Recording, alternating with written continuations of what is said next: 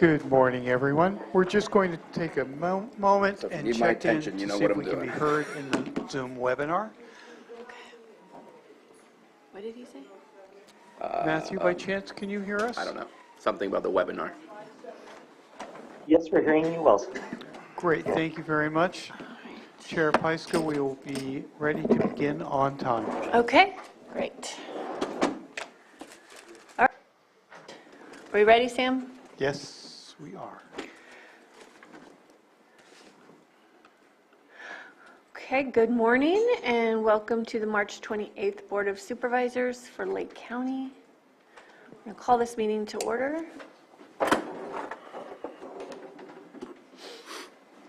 And moment of silence. Yes, I do have a moment of silence. I'd like to give a moment of silence for Bradford Knight, former chairman of the Middletown Rancheria, and also Army veteran. We lost him last week. He was 75 years old. He leaves behind Ivan Knight, Lydia Knight, Brian Knight, Jeff Knight, siblings, and the tribe from Middletown Rancheria is going to miss him. So that's it. Okay. Also have a remembrance for Scott Allen Grove, who's co-owner of Pack and Mail here in Lakeport. Passed February 25th at age 58, far too young. Survived by his wife Rena, 4 children, 2 grandchildren, and a blended family. So many of us are coming from blended families. Service will be this Sunday at 2 p.m. at Chapel of the Lakes, followed by a reception at Lakeport Yacht Club. Scotty was a very unique character, a pressman. And as a former newspaper man myself, I always love going back to the press and hanging with those guys. Being a pressman is very unusual, and a print is a challenging business on a good day. Scotty was a very unique character, and he will be missed.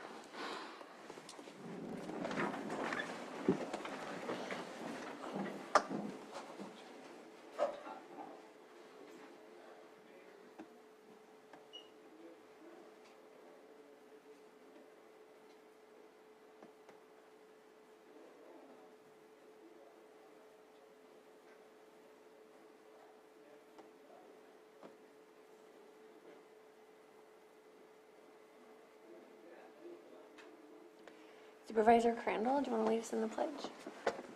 Ready to begin. I pledge allegiance to the flag of the United States of America and to the republic for which it stands, one nation, under God, indivisible, with liberty and justice for all.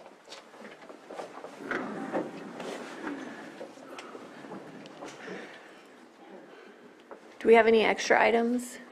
I do not. Okay. Then we will move on to item 5, approval of the consent agenda. Do you have any items anyone wishes to pull? Supervisor Spatier? Yes, I'm sorry that I don't have all of these here. I'd like to pull item 5.3, item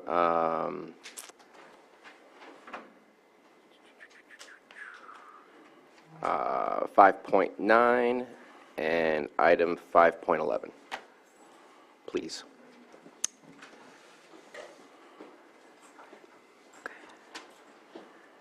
Anyone else? Anyone from the public?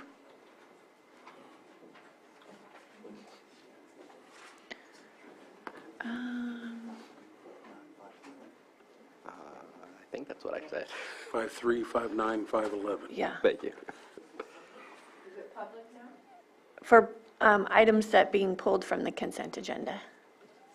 Okay, I'm not seeing anyone in the public. Bring it back to the board. Madam Chair, move to approve items 5.1, 5.2, 5.4 through 5.8, and 5.10 and 5.12 from the consent agenda. Second. Okay, all in favor? Aye. Opposed? Okay, motion passes.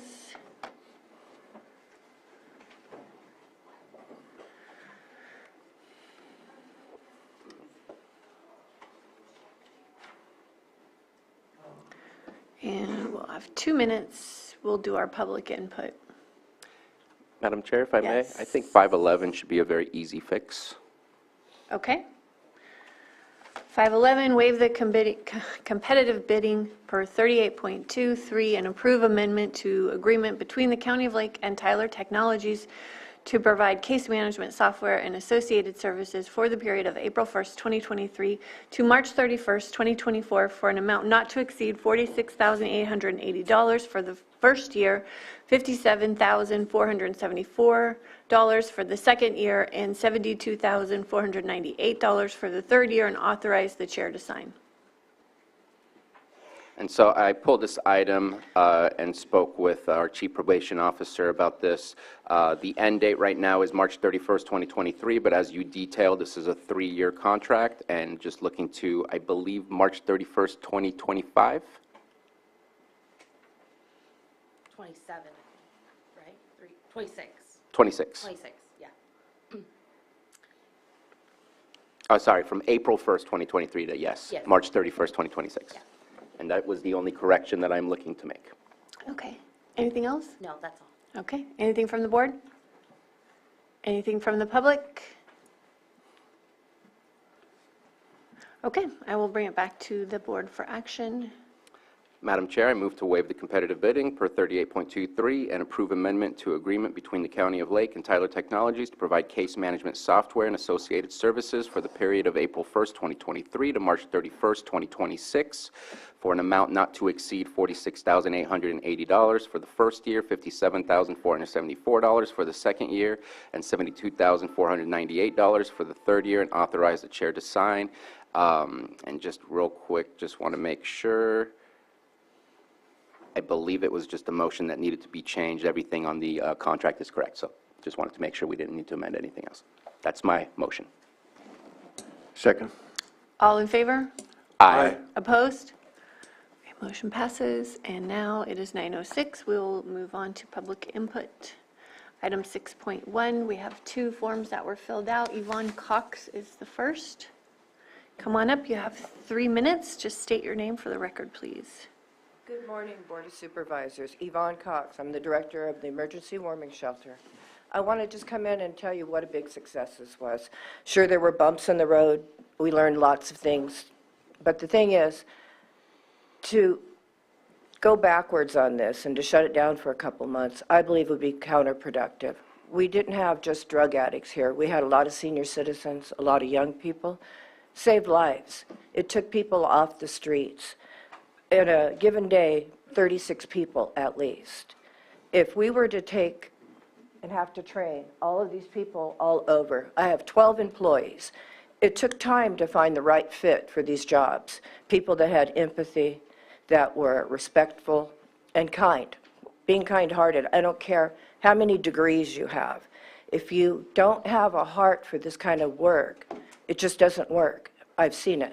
People come in thinking because they had masters and bachelors that they'd be the right fit, when in fact they did the wrong things. So I'm just here to say, I hope that you all find it in your heart to figure out a way to keep this going. It's needed all year round, not just when it's cold, but all the time. We have people coming in with CPAP machines, people that have lost their homes because of no choice of their own, but to be, thrown on the street, red tagged, or for whatever reason. We need to do the humane thing. I see so much money being wasted in the county and other places that could be effective helping people, to give them strategies. We had put into place social services, NA meetings. There's so many different services that we have. We have the Catholic Church coming in that helps people navigate and hopefully get back on their feet and be productive. Thank you. Thank you. Mindy Vaughn? Yes.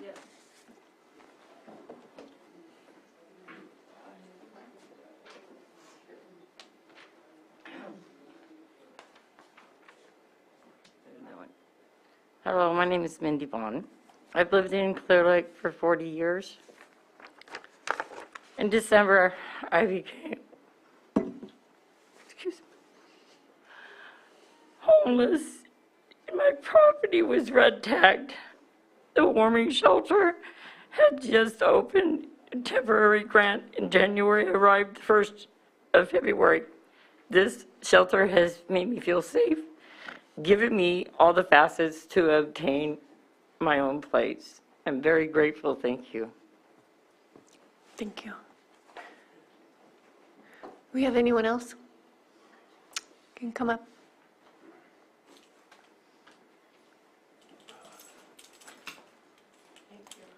Hi, my name is John Oxenford, and I have actually been, I guess, benefited personally from the warming center, and I just can't say how much we really need this around here, because there's no other shelter in Lake County except for the one over in Clear Lake, and it's hard to get there, it's hard to get into there, and they're not low barrier like we are, so people who do indulge don't have a place to stay.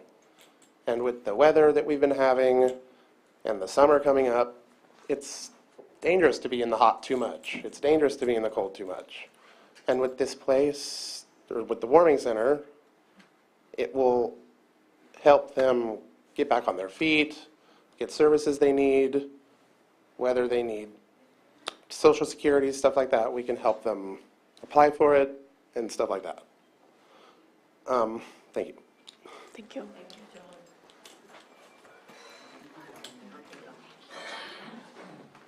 Hello, my name is Christina Carlisle. I come from another state. Where I come from is one of the largest homeless populations. And when I came here, I had nowhere to go. And if it wasn't for the shelter, I don't know where I'd be right now. I panicked when I found out the shelter might close. So first thing I want to do is I want to leave because where am I supposed to go? What am I supposed to do? Even though it's low barrier, you know, we're people too, and we need to be warm and fed and just like everybody else. And I think that it should stay open forever, honestly, because some of us, like, we struggle with mental illnesses and stuff like that, and we don't have, it gives us foundation, it gives us this place where we know we're going to put our heads, where we know we're going to eat our food. And without knowing that, we don't know what's going to happen the next minute. And so I think it's important that it does stay open. Thank you. Thank you. Good morning. My name is Courtney Sanchez. I'm an enrolled member of Giddyville and Rancheria in Ukiah. I ended up coming over this side and becoming homeless with really no fault of my own, but in the last month or so, I've been staying out under Highway 20 in different places by myself. During this time, actually, I had been raped, robbed, beaten, and the only place that I found that had a on-the-spot availability was the warming center. Now I've been there for off and on over about a week now. That's the only place I can find where I can actually sleep and rest and get myself together to get back on track. Now, I'm not like, you know, running around doing whatever. It's able to get me focused to get where I need to get the paperwork I need, and get back to a place where I can get myself on my feet. So Yvonne and them do a great job. The staff there is very relatable. They're not real off-putting. They're not like, oh, well, I'm so-and-so, and you have to be this way. So it does work out to bring people in there not as defensive or as, like, I guess, it's not very, like, intimidating to go there. When you go there, they welcome you. You feel like you understand, they understand where you're from, and they're not really judging you. So it is make a lot more of a impact on people when they know that, okay, they've been there. They know where I've been. They're not looking down on me, and then it encourages more to come. So I believe the warming center is some place that needs to stay open. It does need to be a priority for the county. There's so many places out here that are just not okay for people to be, and they are there because there is nowhere to go. If there's a place to go that's safe, I think it needs to be able to be a priority of the county to keep it that way. Thank you. Hi, my name's Donna Kernstein, and I'm a night security. This was my last semester in college for human services and going on for alcohol and drugs. But I put it on hold for the simple reason this is my calling right now, I feel, because I can help and relate. And I have seen people come in and get sobriety there just in the month I've been there. It's my vision of what homeless was before I started working there was way different. Like, there are mentally ill, there's elderly, there's young ones, there's some that, what would they do? Where would they go? And my heart, my heart hurts for them. You know, I just want to help them.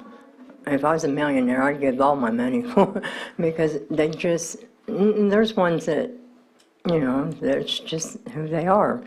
We have to educate the public also on homelessness and help educate the homeless on how to, the ones that are willing to change, you know. I think it's a good thing that it's open. I think it should be open all the time too, never shut down.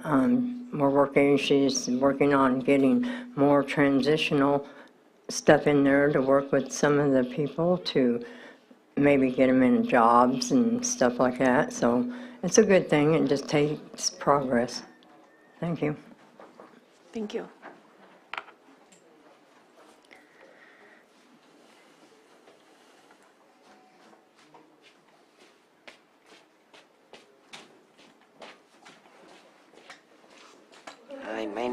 Hi, my name is Christina Warrington. This is my friend. And my name is Jennifer Alsop. We have acute anxiety and PTSD, so we wanted to come up together. Yvonne, when I came in, she grabbed me with her arms and she gave me a huge hug, and she said, "I am safe now." And I have grown a foundation and gotten the strength while I've been there to tell my abuser that I no longer want to be there. There's such healing at this place, mind, body, and spirit. She is the most awesome, and her staff as well. And having that open at night is great, but there's a lot of us who suffer from physical ailments, mental ailments, you know, like dialysis, or it's a warming shelter. It warms us at night, but we also need that for the afternoons as well, because I found myself outside cold during the day, and I fight a lot of body pain, so my immunities are low. And I don't believe that it should be shut down. I really believe that this is a really good positive thing. I am moving on with my life. I'm healing in a way that I could not do at the women's shelter over and over again. Yvonne is like a superhero to me, and what she does and everything, I admire her, and I have the utmost respect for her and all the staff. I can't say how much they are helpful at whatever is going on. They take time for each individual person, and we get through it. And there's a lot of people who are getting on with getting things done. And if I didn't have this foundation, I would have froze in the snow 8 times over and been a meat popsicle. So I have much love for Yvonne, and I too want to volunteer there. And please help us out. Keep it open during the daytime. And I have bad PTSD. I need to have some place to nap in the afternoon. And this is my first time ever speaking out loud. I'm usually the shy one. When I first got to Yvonne's shelter, I was very scared. I'm from Washington, and I'm a victim of domestic violence. My ex-boyfriend threatened to kill me and cut off my head and hurt my cat and all that. I put him in jail. His cousin-in-law took me down here and rescued me away from my family up there in Washington. And when I got to Yvonne's place after his cousin kicked me out, she said that also that I was safe and that no one should be hurt like that. And without her and the clients and the employees there, I wouldn't be up here right now talking. I'd still be shy, and I'd be scared and timid, and I do have a lot of bad anxiety, and I am mental disabled, and I am scared for my life to be out on the streets. Please don't close this down, please. I don't want to die, and I don't want to live out on the streets anymore. They're helping me out and helping everybody else out, too. Please don't close it down, I beg you. Thank you. I personally have found 3 men in their cars OD'd or Okay. freezed. Thank you.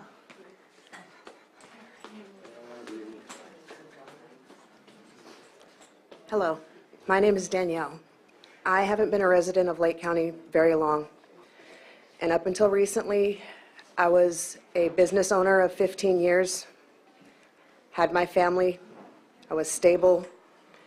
I worked at the Building Bridges homeless shelter in Ukiah. It started out as a warming shelter, only at night. Everybody had to be out by 7 a.m. Rain, shine, cold, didn't matter. We saw the need for extended hours.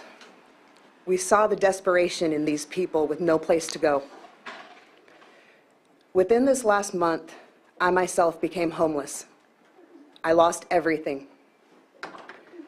Tragic fire took my home, my property, my business. I lost my kids because of it. I was on the streets. Somebody told me about the shelter here in Lakeport. I showed up.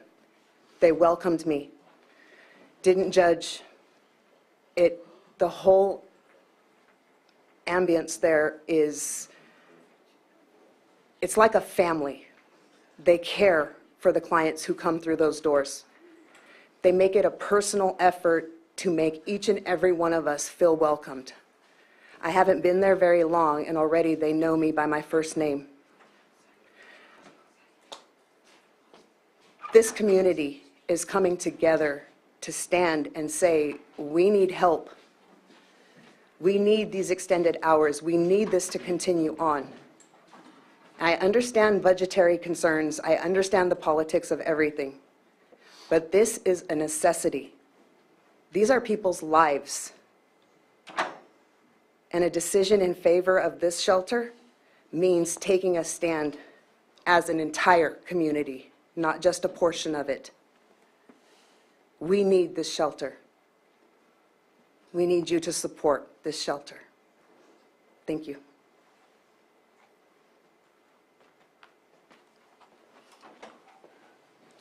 Hi there, my name is Jordan, and I've been in Lake County for about 8 years. Some of you probably know me. I've worked at a lot of nonprofits and a lot of direct support. I've been working with Sunrise in the shelter for about a month and a half now, and I've been impressed since day one that I came in there. I've been doing a lot of the data entry on the HMIS, as you guys probably know about, to stay in compliance, and there's been over 100 clients that have received services. I also go down to the shelter, and I've just been impressed as well. The amount of community support, every time I go in there, Yvonne is interrupted by someone else bringing in clothes or pillows. And it's just been an amazing support. Lake Family Resource Center, the sheriff's offices, all the hospitals, Narcotics Anonymous comes in every week. It's just been a really big team effort with the community that I've seen in a way that is helpful to the clients, in a way that's more of a wraparound service. I've noticed that a lot of the services here is just a Band-Aid to keep them going, but I've noticed that the shelter here is a whole support to clients, that it's not just, oh, let's get you housing and then we'll forget about you until you need housing again. No, it's the workers sitting down with the clients and asking them, what are your needs? And it's very client-based. And as you can tell with all of the clients here, they feel safe and that they aren't going to be turned over to another agency that's just going to forget about them. And so I really think that the shelter needs to stay open to just keep people okay with their situation and to have the motivation to keep moving forward because they know that people have their back. And so I really urge you to keep the shelter open because everyone deserves somewhere safe to go. This weather is terrible. We have, I'm not from this county, but my dad always says you're the county of floods and fires. And I know that that's not going to change anytime soon, but I know that this shelter is changing people. So I urge you to keep it open because there's also the staff here, but there's also the community support. So please do what you can.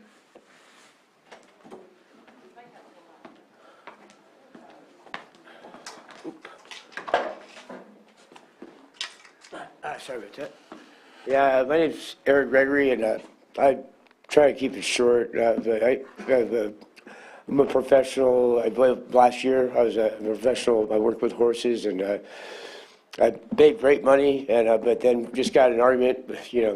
I ended up on the streets, to put it that way, and went from making like $5,000 or $6,000 a month to making zero, and now running around looking like a homeless person on the street, but when I once was, prospective professional, and one thing I just would say that this has done for me is that, you can't really go from that back to where you were before, because people see, you're that guy that was, out in front of Safeway or something like that, and so what it's allowed me to do is to just get centered, get back in my space, and I've got still all the skills, that I had before, and so just trying to get back to where I was.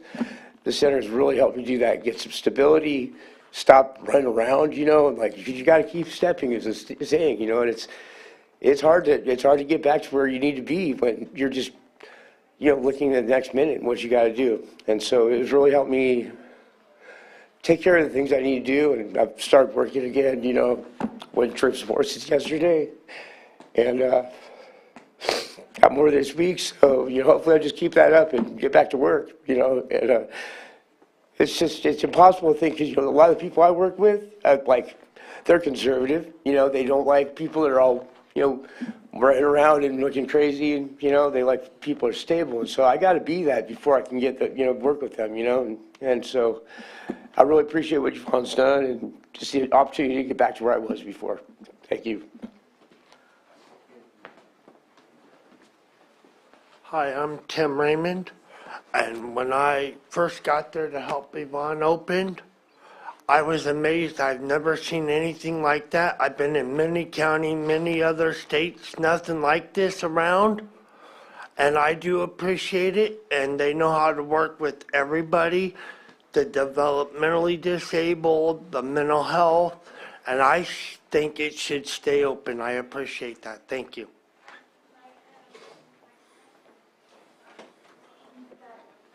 My name's Dennis Westlake, and I'm 69 years old, and where my camp was is under 4 feet of water. I went to the hospital, and they told me that I couldn't go back to my camp. I either go to jail or the warning center. So that's where I'm at. I got medical problems, and they help you, and I think it should stay open for people. It's got everybody, It's hard.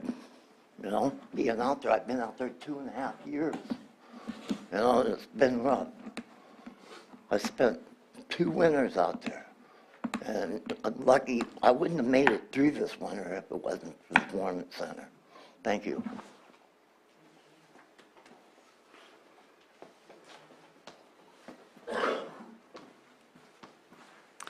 My name is Anna McCumber, and been a Lake County taxpayer since 1975, and I'm asking you to please leave this open and help me to be proud of Lake County, and the taxes that I pay are going towards a really good, a good thing.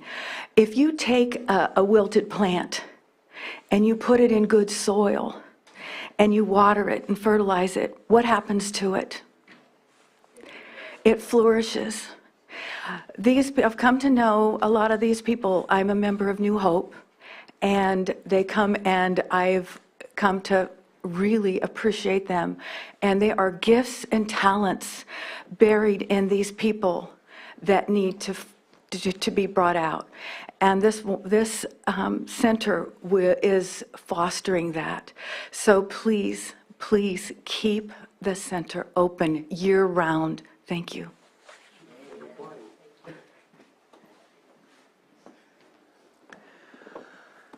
Okay, I'll check the Zoom room.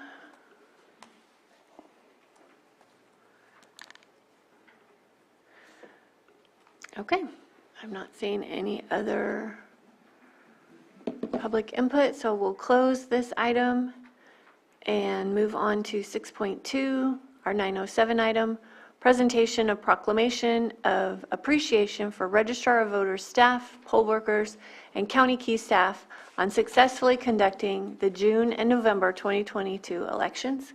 And Supervisor Sabatier.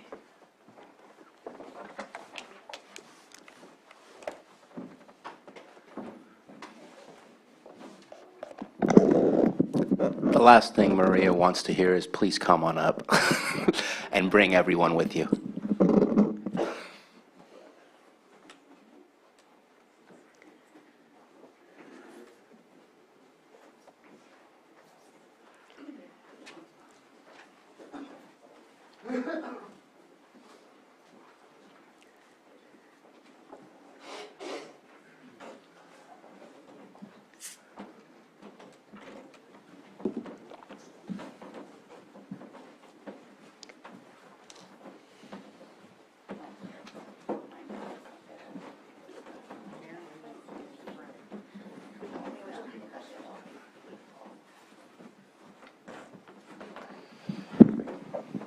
So all democracy starts with people.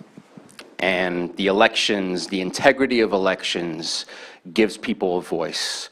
And ensuring that our elections are done correctly, done transparently, is important. And here we have a large group of people, many of whom volunteer their time to ensure that our elections go smoothly, hence this proclamation to be thankful. And I'm sure there's many others not here. I know there's probably one on Zoom, if not more. But I'll go ahead and start reading. Proclamation of appreciation for Registrar of Voters staff, poll workers, and county key staff on successfully conducting the June and November 2022 elections. Whereas the county recognizes the many contributions of the dedicated individuals committed to providing efficient and effective services that protect voter rights in Lake County.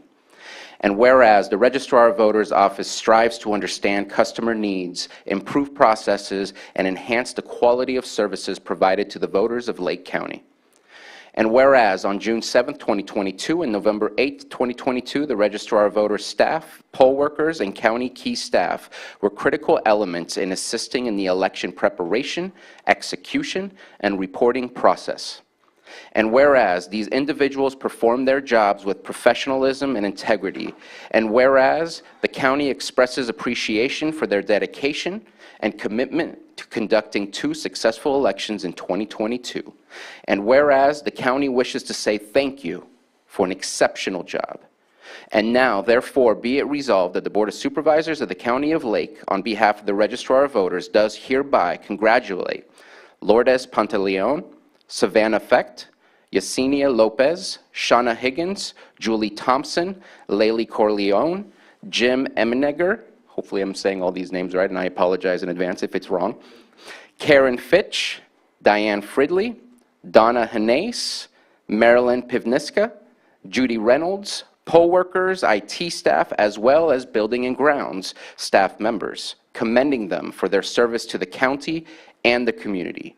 Passed and adopted this 28th day of March, 2023.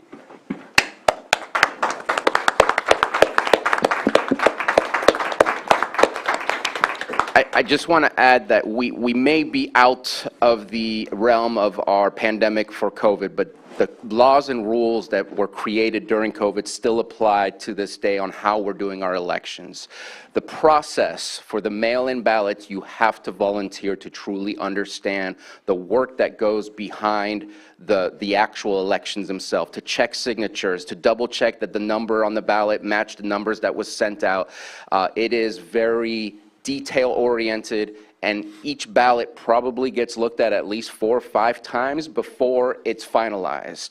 What I appreciate is some people say, well, why aren't we done earlier than the 30 days? And I need to hit that elephant in the room real quick. We are waiting to ensure that your vote counts. We have 30 days by state law to wait for you to come and fix your address or fix your signature to ensure that it was truly you that voted in your mail-in ballot. And I couldn't appreciate it more that our registrar of voters would prefer to wait the full 30 days to ensure every single vote can count, rather than stopping it short so that your vote eventually is not counted. I just want to share that appreciation that we have such great value in this process and our democracy, and I want to thank everybody up here for the work that they do.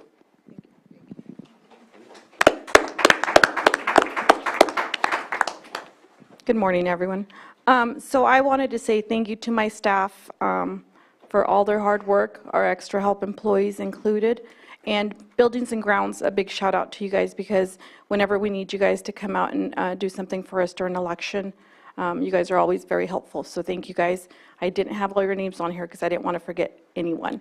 IT staff also, thank you for them, for their support during the election time. They help us go out during election time as roving inspectors. They help us do training, and they help us post the results on election night, and as well as updating our website. So, you know, thank you to everyone that's here and everyone that's not here, the poll workers.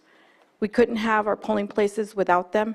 Thank you so much to them, because they are the backbone to our democracy. And when you guys do go to the polls, thank them for a hard day work. So, thank you. I believe it's picture time.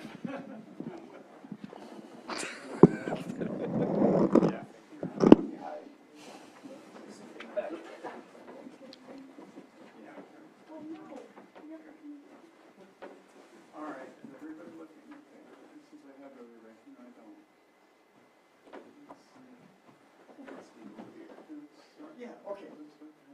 Yeah, we have them. Okay, ready? Are you smiling? Here we go. One more. Let me see. Hold on, you don't know yet.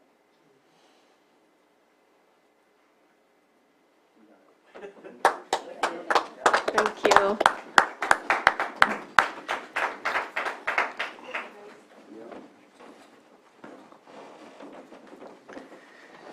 If I can just add, as they're filtering back, my personal thanks to, I worked in elections briefly, and I also want to thank the Lake County community. It does take a lot of hard work for the elections department to put it on, but it also takes the voters to have a clear understanding of how these elections work. And unlike other places in the country, we didn't see drama here on Election Day or before Election Day, and I think that stands as credit to the professionalism of election staff. And I think that professionalism pays dividends, because when it does come time to vote, whether it's by mail or in person, the citizens of this county have full faith that their vote is going to be counted appropriately. So thank you to the staff for doing what they're doing, but thank you all to the voters. You make all of this work. Thank you. Do we have any public input? I'm not seeing any Zoom. All right. I will close this item. If there's nothing left from the board, then we'll move on to our 6.3 item. 9:30 a.m. A, consideration of overview of Big Valley Band of Pomo Indians and Lake County Watershed Protection District, Adobe Creek Managed Flow Strategy Project being submitted under the Office of Planning and Research, 2022-2023's Adaptation Planning Grant Program, and B, review and consideration of letter of support from the Board of Directors of the Watershed Protection District for the proposed project. And Water Resources. Good morning, Board of Supervisors. My name is Marina Delajanis. I am the Deputy Director of the Lake County Water Resources Department.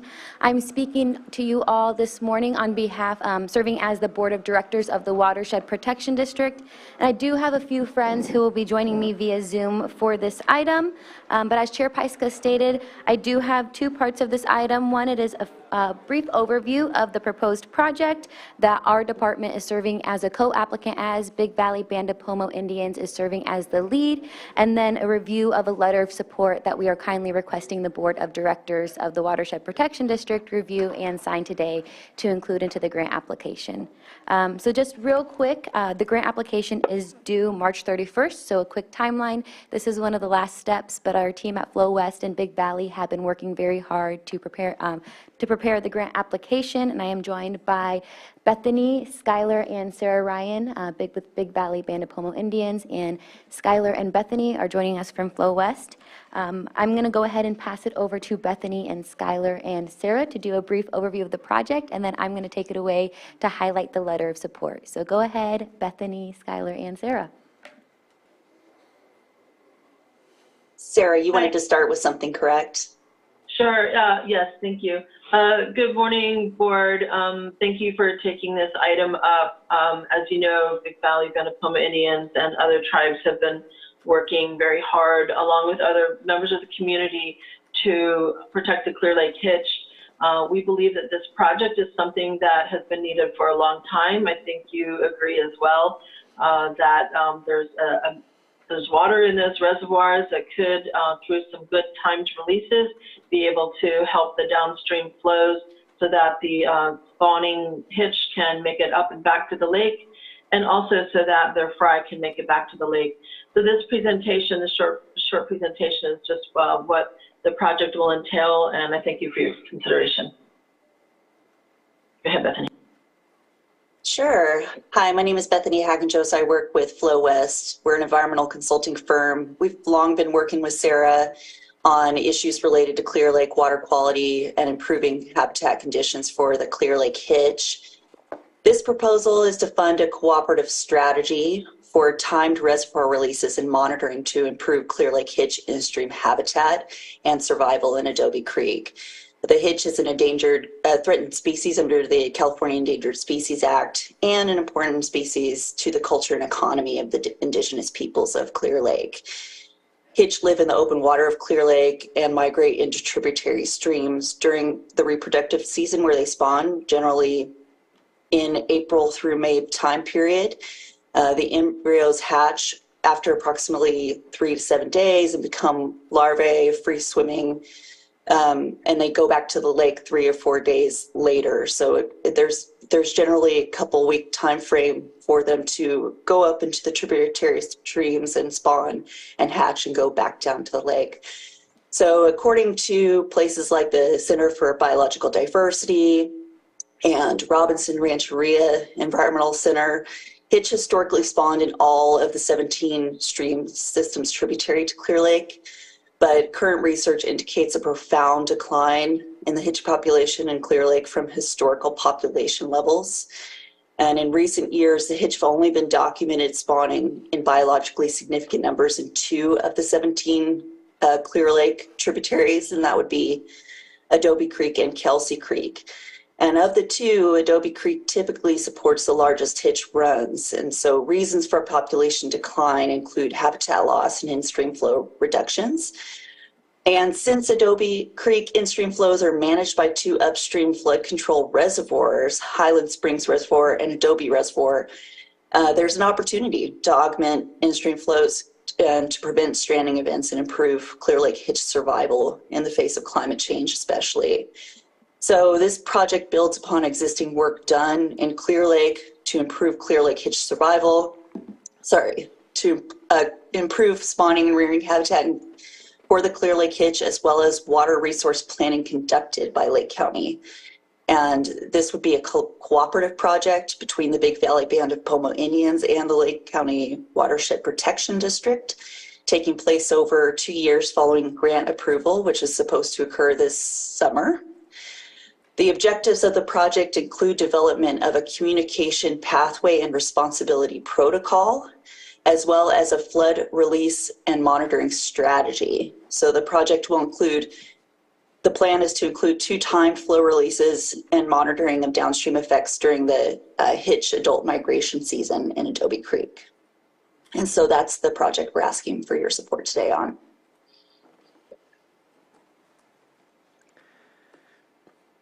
All right, thank you so much, Bethany. I'm going to go ahead and kindly ask Matthew to share the screen for the letter of support.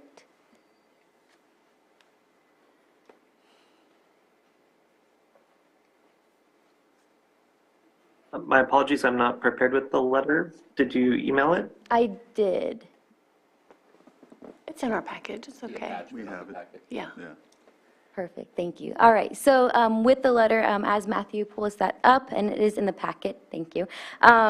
We are also, the Board of, or the Watershed Protection District is also going to be including a letter of commitment that will go in tandem with the Board of Directors' letter of support to include in the proposal.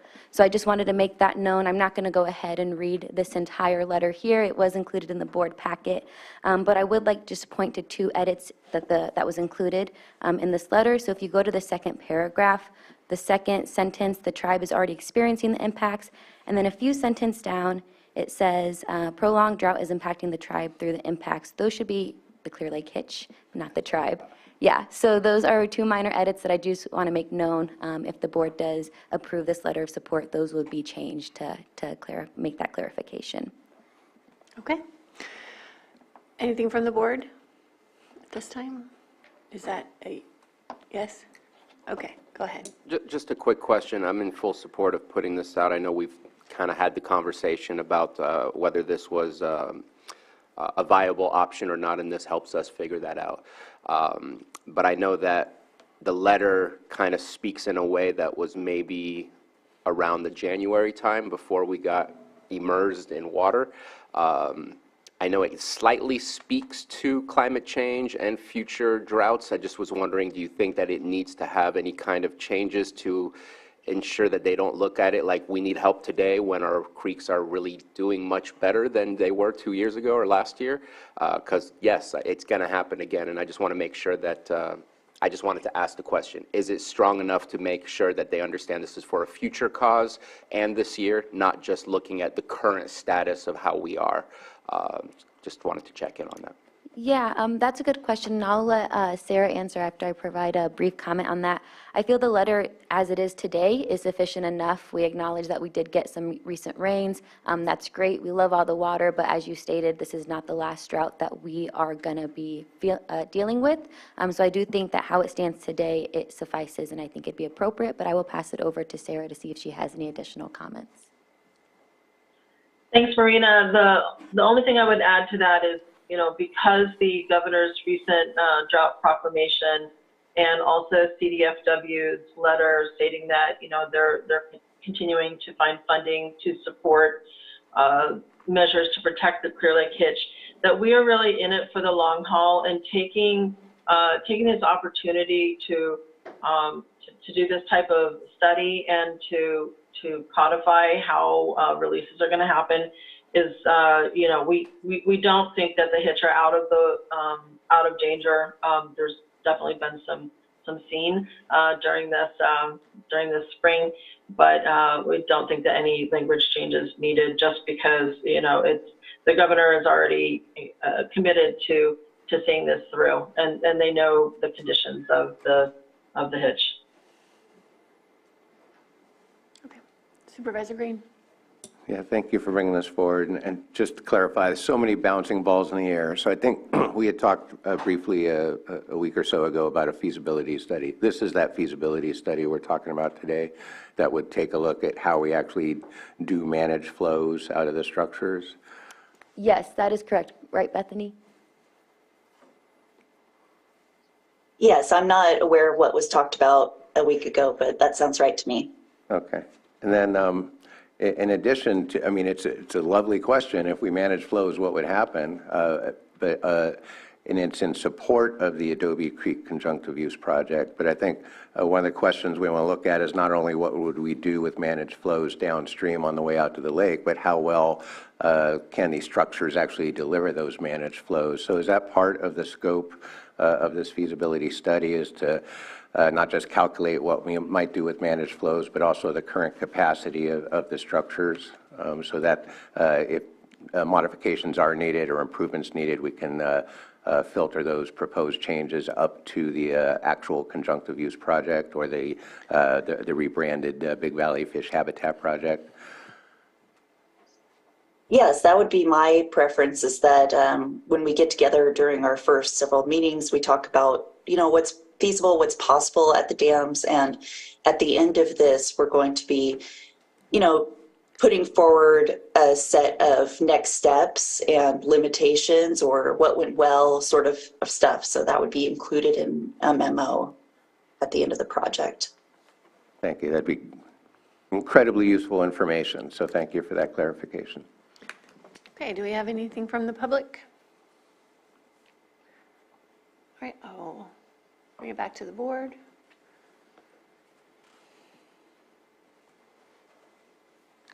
Madam Chair, I move to approve the letter of support for the Adobe Creek Managed Flow Strategy project with the amendments as stated by Deputy Director Delagianis. Second. All in favor? Aye. Opposed? Okay, motion passes. Thank you. Thank you, Flow West. Thank you, Big Valley. And of course, thank you, Board of Supervisors. Thank you so much. Thank you. Okay, so we have, get through some of our non-timed items. Do you want to do 7.7? Let's do that. 7.7, consideration of updated advisory board application from the clerk of the board.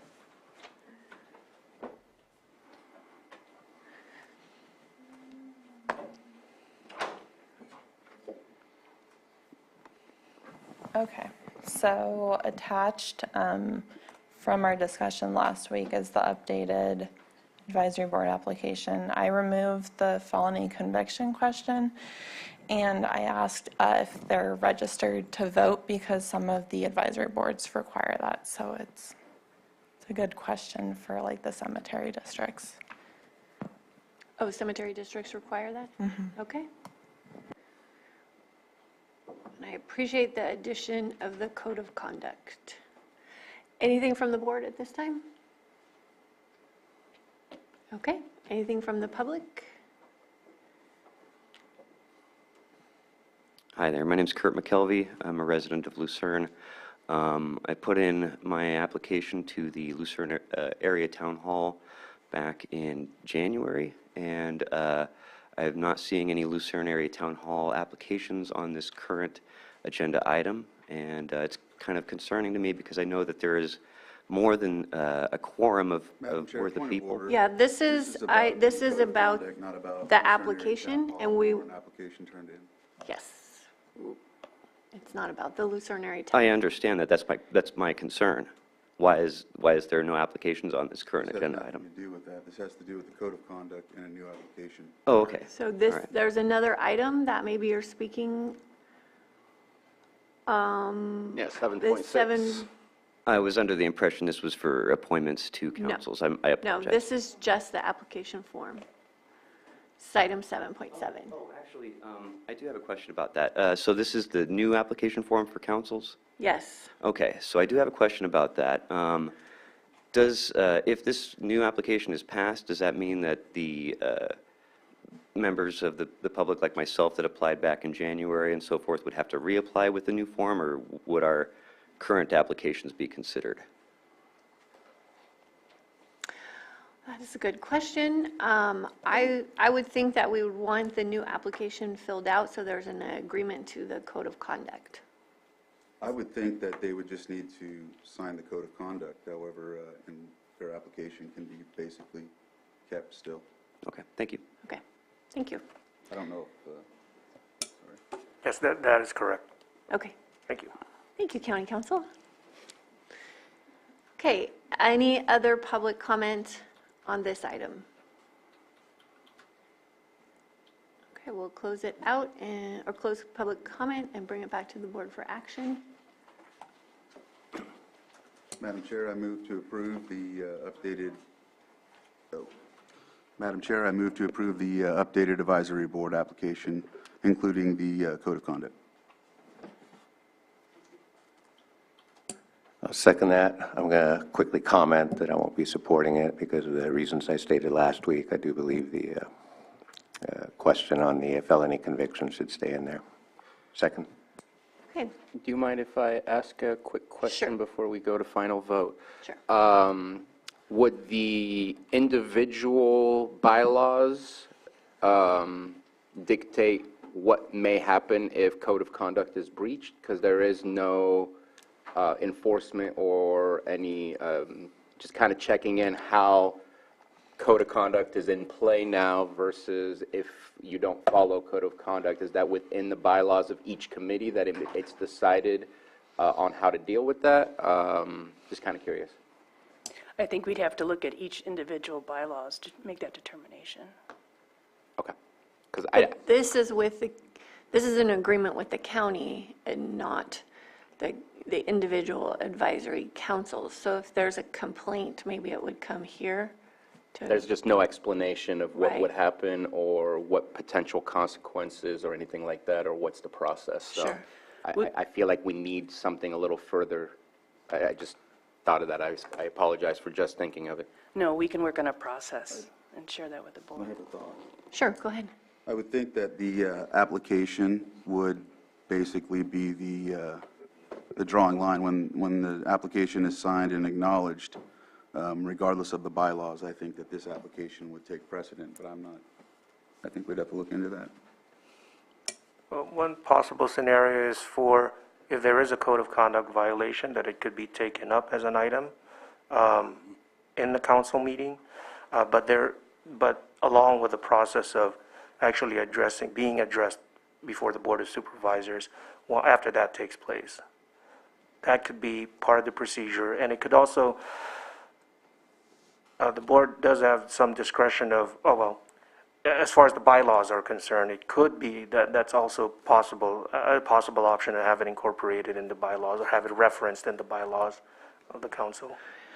We have so many advisory councils, that would be difficult to go back and edit each and every one of their bylaws. But if we approve this today, can we ask for follow-up for procedurally how issues would be handled if they're a violation of the bylaws?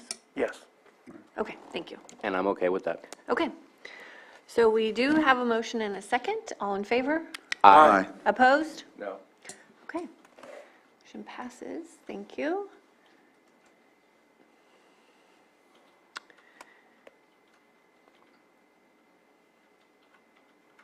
How about item 7.6, or? Yeah, I was just looking at that. Good idea. All right, 7.6, consideration of the following advisory board appointments: Child Care Planning Council, Emergency Medical Care Committee, Fish and Wildlife Advisory Committee, and Mental Health Board. And this is clerk of the board.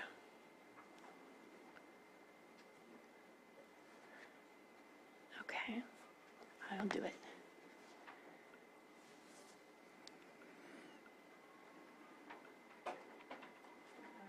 The Child Care Planning Council, Maria Garcia is on their list of members, so she just needs to be formally appointed, and then the rest are just up to your board. Okay, so Child Care Planning Council 1, Consumer, Maria de la Garcia, Consumer. Any comments on this appointment? Go ahead. I do see that she works for Lake County Office of Education, and I think that's an appropriate connection for the Child Care Planning Council. Yep. So looking forward to approving her application. Okay, public input on this item, or on this appointment? Okay, bring it back to the chair, or I'm sorry, bring it back to the board. Madam Chair, move to approve Maria Garcia to the Child Care Planning Council. All in favor? Oh, Second. all in favor? Aye. Aye. Opposed? Okay, appointments confirmed. Next, Emergency Medical Care Committee. We have 12 vacancies, 2 for the hospital, Sutter, Lakeside, and Redbud Hospitals, 1 Community College District, 4 Consumer Interested Group, 2 ER Affiliated Medical Care Coordinator, and 2 fire departments, and 1 paramedic representative. So today we have Jason Chand, a paramedic, and Tim Stevens, Sutter Lakeside Hospital. Supervisor Spatier? Both are crucial to the conversation, so looking forward to approving these two. Supervisor Green? Yeah, just looking at the categorization, I didn't catch it on the last one. So on the application, he's listed as a ground ambulance provider. Unclear that he's actually a paramedic. Okay, it says they're a paramedic, okay. But that's the thing with these big committees and these categories. So is he a paramedic or a ground ambulance provider? Is he both? But now that I actually see it listed somewhere on this application, I see that's okay. Thank you. Okay, public input on this item? I mean, on this appointment? Public input on this agenda item? I'm sorry, this is for these appointments of I understand. Jason I'd just Chan like an opportunity Tim to speak on this agenda item at some point. Yes, Thank you. but we're talking about these two appointments. Okay. Anybody else on these appointments? Okay. There's nothing more. I'll move to make the appointments to Jason Chan and Tim Stevens to the Emergency Medical Care Committee in the categories designated. Second. Okay, all in favor? Aye. Opposed? Okay, appointments passed. Fish and Wildlife Advisory Committee, we have 4 vacancies. 1 Fish and Wildlife Conservation, 1 District 2 General Membership, and 2 Tribal Government. With Luis Santana to be reclassified from District 3 General Management to Fish and Wildlife Conservation, Corolla Kennedy, Tribal Representative, Sarah Ryan, Tribal Representative, Chris McLeod, District 2, and Justin Ratcliffe, District 3. Supervisor Spatier. So I said this last time that we approved some people into this committee. Last time it was a bunch of folks representing ag, looking for ways to fit within different categories. I feel like our conversation about the hitch is absolutely impacting what the future of fish and wildlife conversations will be within the committee. And I see 4 folks here that are in connection with tribal government and tribal work for individual tribes located here. I feel that we said no to some last time to ensure that there was some equity and representation, and so I would like to deny Chris McLeod District 2 representation to ensure that we have as close to equity as possible in the group. Well, I think the difference last time was we had we had 2 representatives that were certainly with the ag community, but one of them, because they hunted and fished, would have been considered for the conservation, even though they don't technically have work with a conservation group. So I think it's a little bit different, but District 2 is your district, and so it would be your appointment. So that's up to you. And had I seen Chris with interest to the Fish and Wildlife prior to the conversation of the hitch, this seems to be a move to try to stack chips in one area for ensuring that there's more voices for specific. Between the call from ag and the other side call from tribes, we need to make sure it's a very equitable group in the voices that will be represented here, especially if they will be discussing the hitch, which is a very sensitive subject. We saw it before us, but I just want to make sure that I said the same thing about ag last time. The fact that the previous person who wanted to got called out by ag and said not to put their application in so that there could be better ag representation. The whole thing just bothers me about where we're heading with fish and wildlife. It's not the individuals, it's the politics that is slowly leaking into this fish and wildlife conversation. I think the conversation is necessary, but the way that we're doing this, it just feels like it's agenda-based rather than actual interest in fish and wildlife conservation. Okay, so your seat's been vacant for a while, so are you looking for? I am working on it, yes. Okay. Supervisor Crandall? I couldn't agree with you more, Supervisor Sabatier. That's why Luis Santana, he was the District 3 appointee, so I moved him to Fish and Wildlife because he has that background. And then Justin Ratcliffe is not part of either ag nor tribal. So that was one of my goals. I didn't know about Corolla or Sarah, so, but I don't even know if Corolla is the representative that was chosen from the tribal government, so I don't know if that needs to be vetted first or. Did it say on her application? I know Sarah stated that she was selected by Big Valley. Right. I'll look at her application again.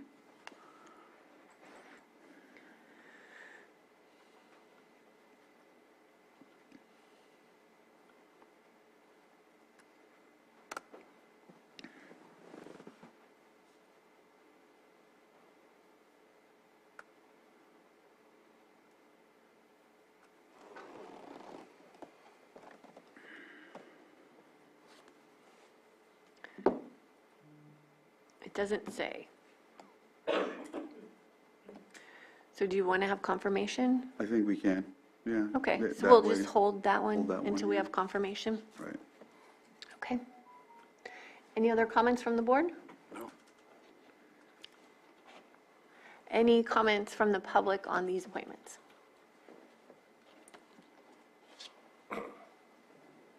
Not seeing any. Let me check the Zoom room. We have one hand up from Sarah Ryan. Go ahead, Sarah, unmute, state your name for the record, please. Good morning, Sarah Ryan with the Big Valley Band of Pomo Indians. Yes, our Big Valley Business Committee or Tribal Council did ask me to sit on the for the tribal government seat. I did just check with Chris, let her know that it sounds like her application was being denied for that district.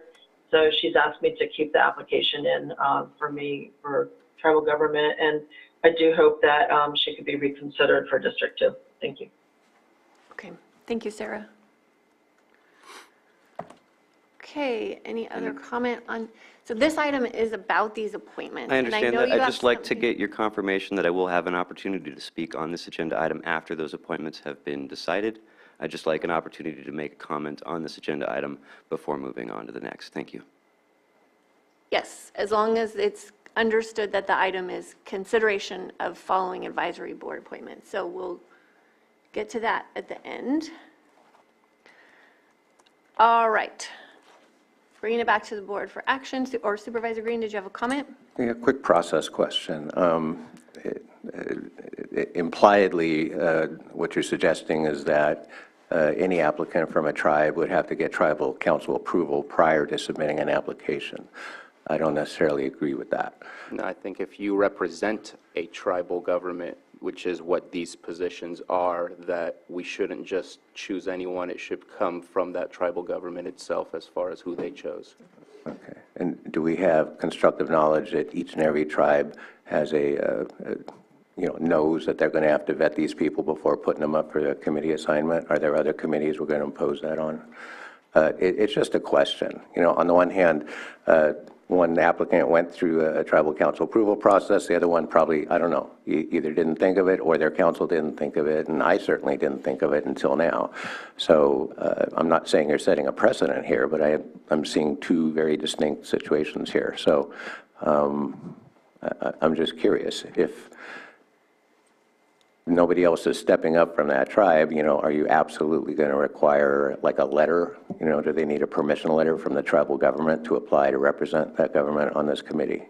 Because, I don't see that procedure on our new application form, for example. So I'll defer to others that have better understanding of how the tribal government actually works. But, I don't want to, it's hard enough to get applications in, so I don't want to add another barrier to entry, even if it's a temporary one.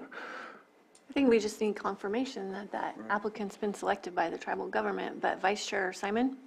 Yeah, I think it is a pretty simple process. Obviously, individual tribal members cannot represent the tribe. So it's a pretty simple process for these advisory committees. If a member, and I can speak on behalf of Middletown, a member wants to sit on an advisory committee, simple conversation with tribal council saying, okay, you're going to be our representative, we're in favor of that, and we can move forward with it. And then they would have confirmation from there. As far as a letter, we don't provide no letters or anything like that. That won't happen. If they speak publicly here saying they're representing the tribe, obviously the tribes are listening. They'll understand on who's representing them, just as the same as each and every one of us. Exactly. We can't go out and represent the county without the board's approval. It's really that simple. So in the current instance, does anyone have any actual doubt that this person, even though they don't have a letter indicating the council support, that they would in fact represent? Well, I'm confident they're not lying on the application. Well, there you go. Okay. Supervisor Crandall? That too, I would worry that if we appoint and then later the government comes forward and says, we didn't Right. authorize this, then we'd be in a pickle. So that's the only reason why I say, if they just give even a verbal, or she says they appointed me, or they allowed me to be appointed, then that would be enough, I would feel. Right. If there was someone that could confirm that today, then we could go forward. Vice Chair Simon? And I'm confident that if Kroll is going to be filling this out, that she's going to be able to do that process. She's been in multiple meetings working on this issue for many years, so I think it's the right person. Just go through the process. Since it was brought up by Supervisor Crandall, I think waiting another week doesn't hinder us at all. Okay. We ready for action? Supervisor Sabatier? Just a final comment. I have great respect for Chris McLeod. Went to college with her. I know her very well as her family. Did send her a message this morning, tried calling her, was not able to connect, so she was aware of my decision and expressed my reasons behind my decision as well. So. And if you don't find someone, this application will stay on file. Yes. Okay.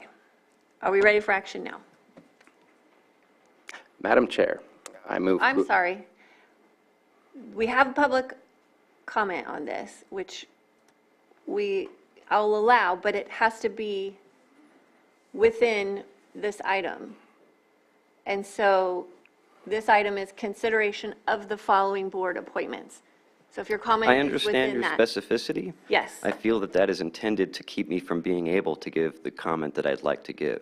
And that comment is that a number of people that would establish a quorum of Lucerne Area Town Hall members. Okay, but if you're speaking about Lucerne Area Town Hall, It is a then it would be. council, it is an advisory board that But should it's be not considered. on this I item. understand your It's not point, on this item, and you're arguing with me. However, I disagree with you. No, I'm not having this debate with you right now. If you wanted to speak about the Okay. Lucerne Area Town Hall, you can come in public input the beginning of the meeting. You can come next Tuesday, you can come anytime you'd like to speak about that. But this is Thank you this for is about. denying me the ability to give my public comment on this agenda item, Madam Chair. Thank you. Okay, now we're ready for action. Madam Chair, I move to approve Luis Santana to be reclassified from District 3 General Membership to Fish and Wildlife Conservation, Sarah Ryan as Tribal Representative, and Justin Ratcliffe as District 3 General Membership. Second. Okay, so we have a motion and a second. All in favor? Aye. Opposed? Okay. The appointments are confirmed. Our last one is the Mental Health Board, 3 vacancies, 2 members at large, 1 family member of a past present consumer. We have Simone Tatman and Stacy Bethel. Bethel? Bethel. Bethel, okay. Comments from the board on this? Supervisor Green? Yeah, just excited to see these. These are going to help us stay up and running, get a quorum at our future meetings, and we're going to need that. The Mental Health Board, Mental Health Advisory Board does have a role in the selection of our new behavioral health director when that happens somewhere down the road. And both these applicants look very strong to me, so I'll be supporting them. Great. Anybody from the public on these 2 appointments? Nobody in the chambers or in Zoom, so I will bring it back to the board for action. Thank you. If there's nothing further, I move that we appoint Simone Tapman and Stacy Bethel, both under the categories of member at large, for the Mental Health Advisory Board. Second. All in favor? Aye. Aye. Opposed? Okay, appointments are confirmed. We still have 15 minutes.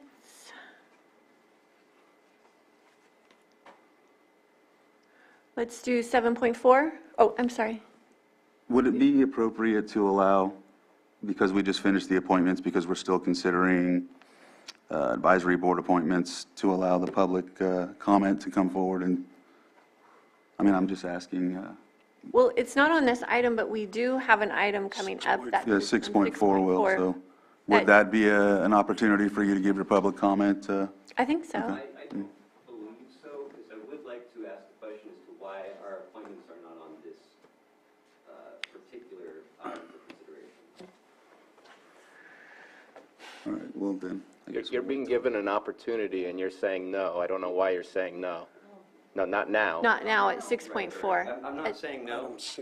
Items, come back for 6.4. Certainly I will. Yes. I'm just saying that the comments that I'd like to make on this agenda item pertain to this agenda item, but that's okay. I'll save it for the other one. Okay, thank you. 7.4, are we ready for that?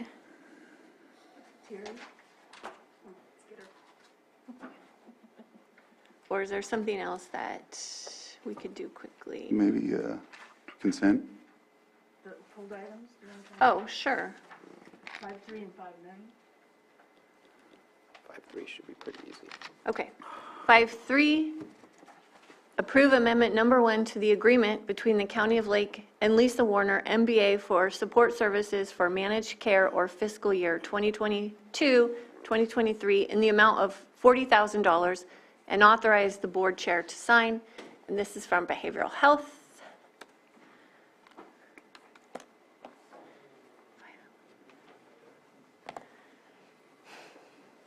Yes, go ahead.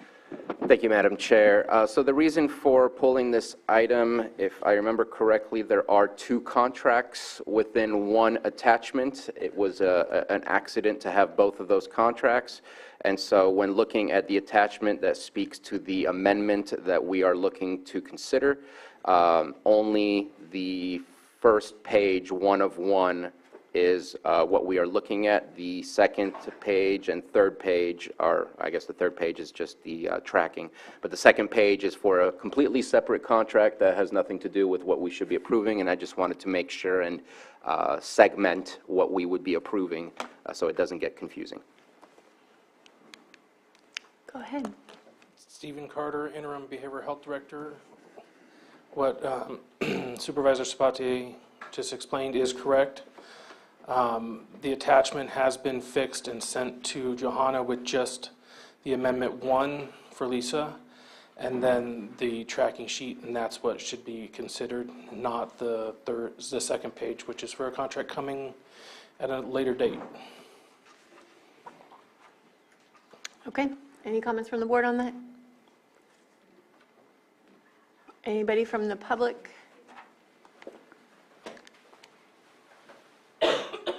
Seeing anybody in Zoom. Okay, bring it back to the board for action.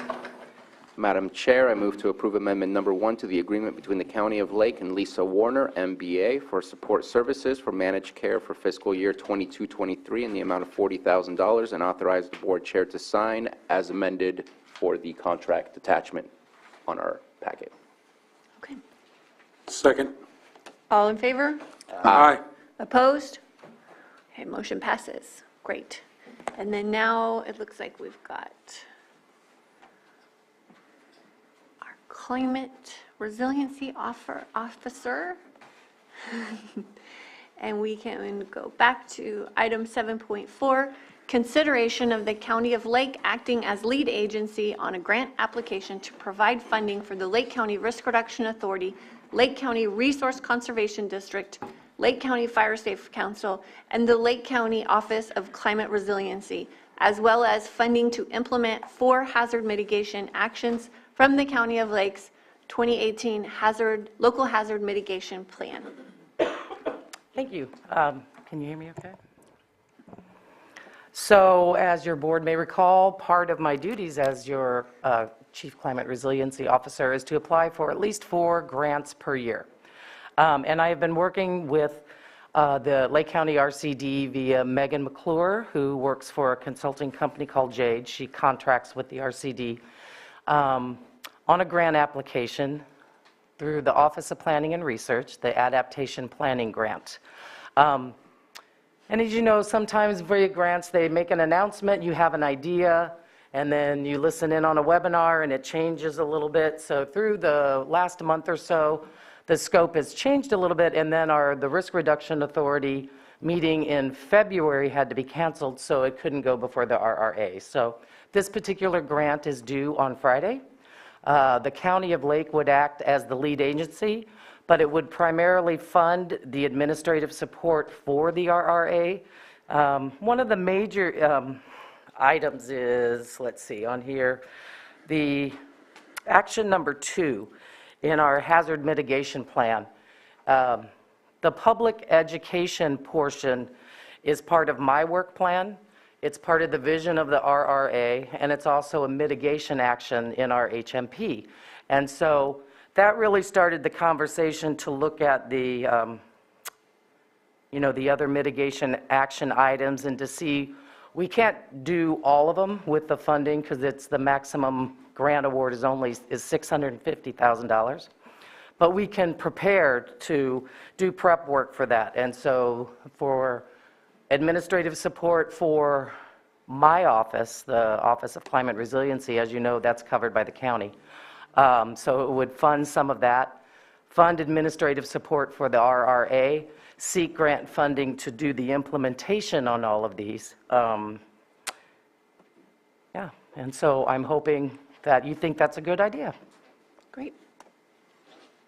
Vice Chair Simon? Yeah, well, I appreciate this coming to the board. Obviously, the work that's been put into it puts us in a good position. As everyone knows, we have NCO was no longer able to support the RRA, and that's always been the challenge of having that administrative support. We appreciate the board allowing the county admin to step up and do that at this point, but this gives us an opportunity for a long-term solution and then to look at other items as we have our climate resiliency officer here to do some of the legwork to continue this on. This is a grant opportunity that I think we've been looking for, and we'll be reaping the benefits, obviously, of having someone who's constantly looking at this for the future. So greatly appreciate that, Terry, and the collaboration with RCD and everyone else. So hopefully you'll get support of the board today, and it'll just be continuing one more step forward for the RRA as it, enhances its capacity. Yep, and delighted of the quick turnaround with this office. So it'll be great if that is really funded in May. Yeah, me too. Incredible. I mean, you usually don't get grants that have that quick of a deadline, so yes. Fingers crossed. Supervisor Green. Yeah, happening so fast, I don't see who you're applying for the grant to. It is the Adaptation Planning Grant Program through ICARP. I can't remember that acronym, through the Governor's Office of Planning and Research. Excellent. Under Action 40, I'm guessing these are references that were imported from the fire, standing fire prevention project, but BLM and Scotts Valley Water Conservation District are both mentioned. So I'm wondering, do we have actual engagement with the BLM and in particular Scotts Valley Water Conservation District? It's a landowner district, but I don't know if they're actively meeting. So just a question about there's anticipated engagement with both BLM and the landowners within the prescribed water conservation district.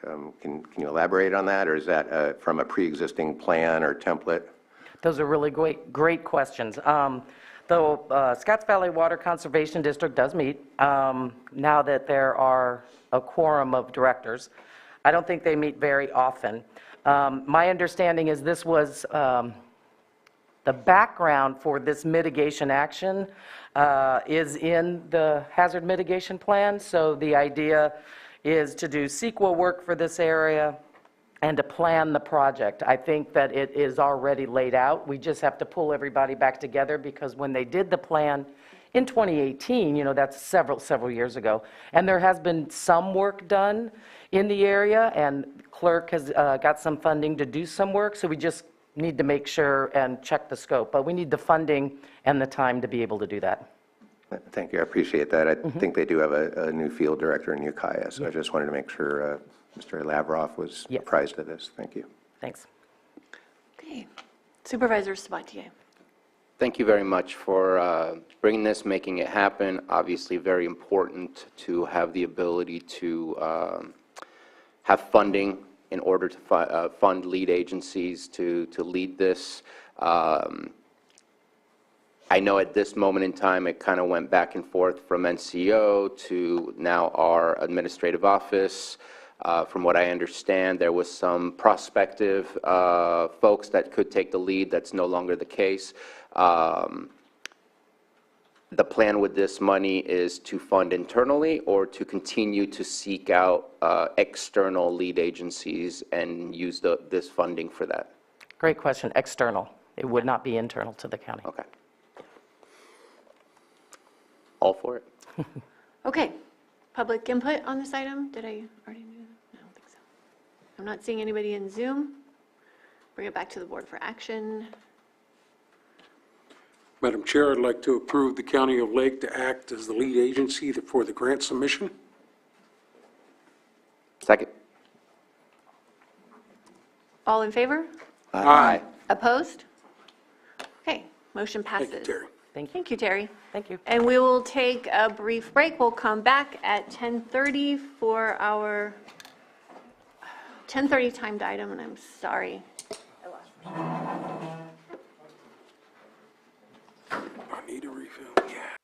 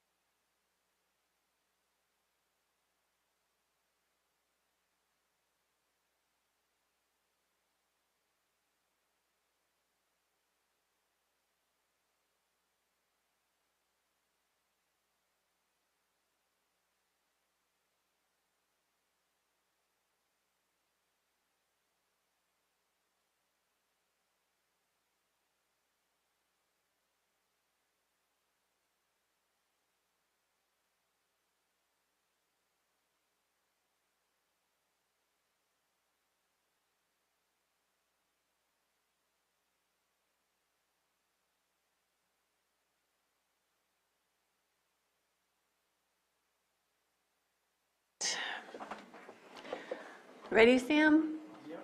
Okay.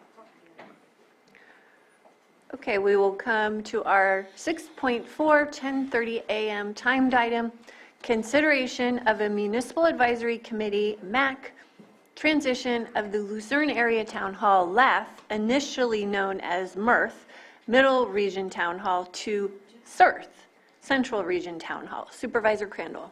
Yes. Sorry about that. Yes, bringing this presentation forward to discuss the consideration for a restructure of the Municipal Advisory Committee from LAF to CERTH. I've received numerous requests and feedback to allow for more inclusivity and engagement from the community of Lucerne.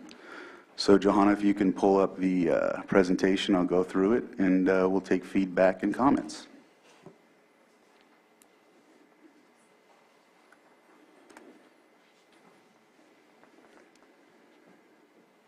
All right, thank you. Next slide, please. So as you know, the history of this MAC, the MACs for the Middle Region Town Hall for District 3, it was initialized back in 2017 by Supervisor Emeritus Jim Steele to provide the Board of Supervisors an opportunity to obtain advisory recommendations from the community.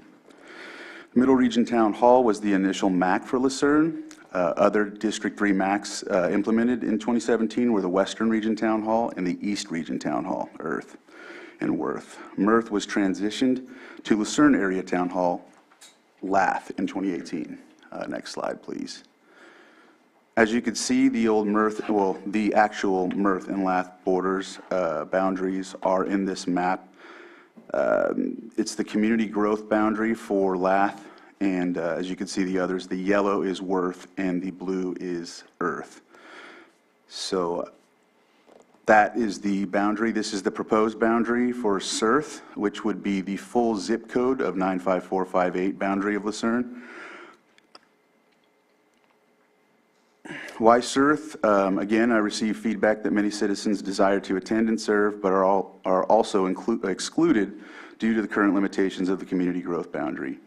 The concept is to ensure more inclusivity and engagement from Lucerne and the central region of District 3. Earth has recently separated Paradise Cove due to the lack of involvement, in which their zip code is that of Lucerne 95458. Other surrounding areas would now be included for more engagement. Next steps, gain feedback and comments from today's presentation. Consider whether to continue as LAF or move forward to CERTH. We will return at a later date with the findings and a path forward. Thank you. Comments and feedback. So why was the growth boundary considered rather than the zip code before? That was something Jim Steele did, so yeah, that's why I'm considering the zip code. Okay. For more inclusivity. Supervisor Green? Yeah, I like the idea. But the zip codes, I struggle with this too. We just re-energized Scotts Valley, and how it's drawn on our map with a Sharpie of what Scotts Valley is and what it isn't. It's a blob of a valley, and it's not easily to parse geographically speaking. I'm just wondering, is there anything bigger than a community growth boundary but smaller than a zip code that has a more geographical basis? Because, you want to be more inclusive, but if somebody's on the border of the zip code, am I on the East Region or the Central Region? So it's a bigger area, and it's easy to define because we can find a map of it. But are there any other geographical mapping tools or just anything between that, I guess? That's what I discussed with Lon. And Glen Haven is the easterly border or westerly border for Earth. And then on the other side of Nice, there is the border of Nice is where that boundary is. So everything in between is what is being considered. And so there's specific areas that aren't included as of now. And so some of the folks that are living in these areas want to be a part of it. They can come to it because everyone's allowed to a MAC. However, they can't serve or they can't be a part of it. So they really feel like there's no use in going. So, yeah. Okay. All right. And you've been hearing from constituents in the areas where they have no representation with the town hall? Well, yeah. So we want to be inclusive. We want to not exclude these folks and give them an opportunity to come to the town hall. Okay. Anyone else from the board before I open it up? Is that you doing with your pen there? Yes? Okay. I was playing with it, but I'll say something. I appreciate the maps, because in the memo, it didn't provide that level of information, so appreciate the information on the presentation to show that there is no more basically empty areas for any of your areas that your town halls speaks for, basically, because there'll be representation for everybody. Obviously, the Board of Supervisors is the ultimate representation for any of the people, but I think that having a large participation in any of the meetings that we're in, whether it's subcommittees or right here, is always the attempt, at least, that I feel that we're aiming for. If that's something that you feel is a necessary thing for your community, you know best on this board is what's needed for that community, so I'm in support. Vice Chair Simon? Yeah, I think Supervisor Green's question is a good one. You know, I can just speak to the Middletown area town hall that's been created, obviously, and, you know, it represents Anderson Springs, which is a separate community, Middletown, Hidden Valley, which are all different areas and different things. It even went up before the Cobb Area Council was all the way to the fire district boundaries. And I think we agreed for both. We weren't going to change that. Was that changed? So, yeah, the math boundaries originally were all of the South Lake Fire District. And so when the Cobb Area Council decided to form, they went to go meet with the math to separate. And so they drew their boundaries. Did they finally get that done, or well, I didn't know if they ever finished it. The math, I think, still has the original Yeah, I boundaries. think They they have still- not changed their map, but Cobb Area Council has their own map. Yeah. And so far, nothing has. And so, obviously, inclusivity, you know, what I really like about the math and the Cobb Area, is obviously Cobb enhances all the communities up there, which are all different. And then for Middletown, is the same thing. It's kind of the, you know, District 1 board. And I don't know if that was ever considered in your area of a larger board? A super MAC? That's what they're Super called, MAC, yeah. North Shore. That's what they're called. Just something to think, I don't even call it a super MAC, but probably would be. But like 2 representatives out of each district or something. Because I understand, and we also have not only members representing those, we do have members at large for different communities if they feel like, you know, hey, they're on, because you have Hidden Valley, but then you have the backside of Hidden Valley up Jerusalem grade there that's kind of a portion, but not, and the Ranchos, which so just a little bit different, all different communities. So I put it out there, fully support you however you're doing it, but looking at that opportunity too. Well, I know the math had specific seats for representation originally. Yeah. And I don't know if any of the other MACs have that, where they required a seat. Well, I know there was a seat that was supposed to be for Cobb, and that was never filled, but just another way of organizing. Yeah, just And, well, conversation, just conversation. Well, and that's why the East Region Town Hall had changed their bylaws, because they're having a hard time getting a representative from the Keys area. So they're left with 4, but. Yeah, I mean, that does happen. Right. Yeah. Right. Anything else? No, just in favor of inclusivity and, you know, one large meeting that's bringing all the minds together at one time. Oh, thank you very much. I apologize. Forgot to click it. Thanks, Sam.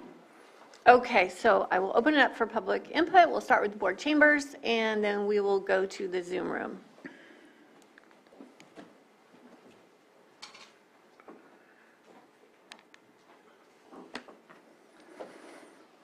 Good morning. Can you start with your name, please, and you'll have 3 minutes. My name is John Jensen. I'm the president of the Lucerne Area Revitalization Association. This is an interesting idea. It's a concept that should be discussed at the LAF, absolutely. It seems a bit premature to bring it to the board, since it's a municipal area advisory council that your colleague has been attempting to shut down for months on end now. And to culminate that, he's attempting to entirely turn over the apple cart. The unfortunate aspect of this is that the supervisor has a distinct conflict of interest and should be told by Lloyd over here to recuse himself from this discussion, because his wife is an advocate of a project that he has used as a means to shut down the LAF. There's no need to change the name. If you bring this to the LAF, you'll definitely find there's a bunch of people that would love to increase their sphere of influence. So bring it. Okay, thank you. Can I somewhat respond to what he said? Sure. There is no conflict of interest. There's nothing that I haven't even stated that I support anything that has to do with what they're talking about. This doesn't have anything to do with the castle, obviously. That's what he's talking about. It has nothing to do with that. This has to do with the community reaching out to me and wanting to be a part of Lucerne MAC, basically. So this isn't about anything else but that. Inclusivity, that's it. Okay. Go ahead. Hi there. My name is Kurt McKelvey. I also have concerns about this coming before the board before any discussion at the LATH meeting, because I do know that there are a number of individuals and residents of Lucerne that do find it important to attend LATH meetings, and they do so in regularity. We've actually had some of our best attendance in December and prior to being shut down. I also share in John's concerns, and it's not so much with the cancellation of the meeting in December at the castle. That was also concerning, but I believe it's due to the conflict of interest in regards to the project regarding the homeless shelter that's being proposed to go in there. The community has been trying to give input on that since December. We had a special meeting which seems to be being ignored, where a resolution was passed urging this board to not allow that project to continue. And then shortly after that, our council was essentially disappeared. There's been no appointments that have been made for months. We're 3 months into 2023. We've got more than enough applications to establish a quorum. We've had that since January. And we have no council, and it's completely unnecessary. It was at a time where we were actually increasing public participation and inclusiveness. And I think that it's somewhat contradictory to claim that this would increase inclusivity, when there seems to have been, multiple attempts over the last few months to actually decrease inclusivity by excluding the LATH entirely from existing. So I believe that it would be appropriate, rather than moving on this right now as the board, to include the community in that discussion, because I believe that this may simply be an effort to bypass our current bylaw limitations, because right now you need to have attended at least 2 LATH meetings in order to be appointed. So we have applications in that meet those requirements, and I believe that in expanding this territory, an attempt will be made at revising the bylaws to make it to where whoever whoever our District 3 supervisor would like to appoint can be appointed, totally disregarding our existing bylaw limitations, which are there to ensure that the residents of Lucerne have a say, as opposed to just anybody else essentially there's supposed to be a certain level of participation in the LATH before we can. Your 3 minutes are up. Thank you. And each and every advisory committee is appointed by the board. And it's not, it has to be appointed here by this body. So that's, maybe there's some confusion on. No, there's no confusion. I understand that all the appointments need to be made by this board. However, the current limitations in our bylaws are there to assure that a certain level of participation is there. Yes. And there is enough applications to meet those requirements. So it just doesn't make sense to me that you've been sitting on the applications, not appointing, denying the inclusivity of our LATH, but then saying that you want to increase inclusivity. Okay, thank you for your comments. And the other thing is, we're not making a motion on this today. My understanding is this is only. Presentation, and then are you going to be having any community meetings for this discussion outside the board chambers? Or I'm going to take what I get here with other comments as well, and evaluate and conduct the findings and come back. Yeah. Okay. the community knows about this meeting, and, right. Okay. Good morning. My name is Dan DeBonis. I just wanted to make sure I understand this correctly. All you're doing is expanding the current boundaries to include all of the 95458 zip code? Yes. I have no problem with that. Oh, yes, well, Because it goes beyond well, CERN. yeah, he didn't come to the microphone, but yes, and changing the name. Olga Martin Steele, Clear Lake Oaks. I am a member of the Clear Lake Oaks Earth MAC. And what I want to mention is that the district, as you know, is the largest geographical district, you know, in all of Lake County. And Earth had their kind of, you know, starts and stops. But in the end, they are having a meeting that is very inclusive of very sometimes disparate areas. So including Spring Valley, including the Keys, including High Valley, and they found a way to make that work, and it is, I think, very inclusive. And I see some similarities in, I think, what Supervisor Crandall is doing with formerly, well, I guess still Lucerne Area Town Hall. So I support it. I think anytime you can add more interest, more people who may have different interests than a town proper, if that makes sense, that can only be a good thing. Great, thank you. Is there anyone else in the chambers?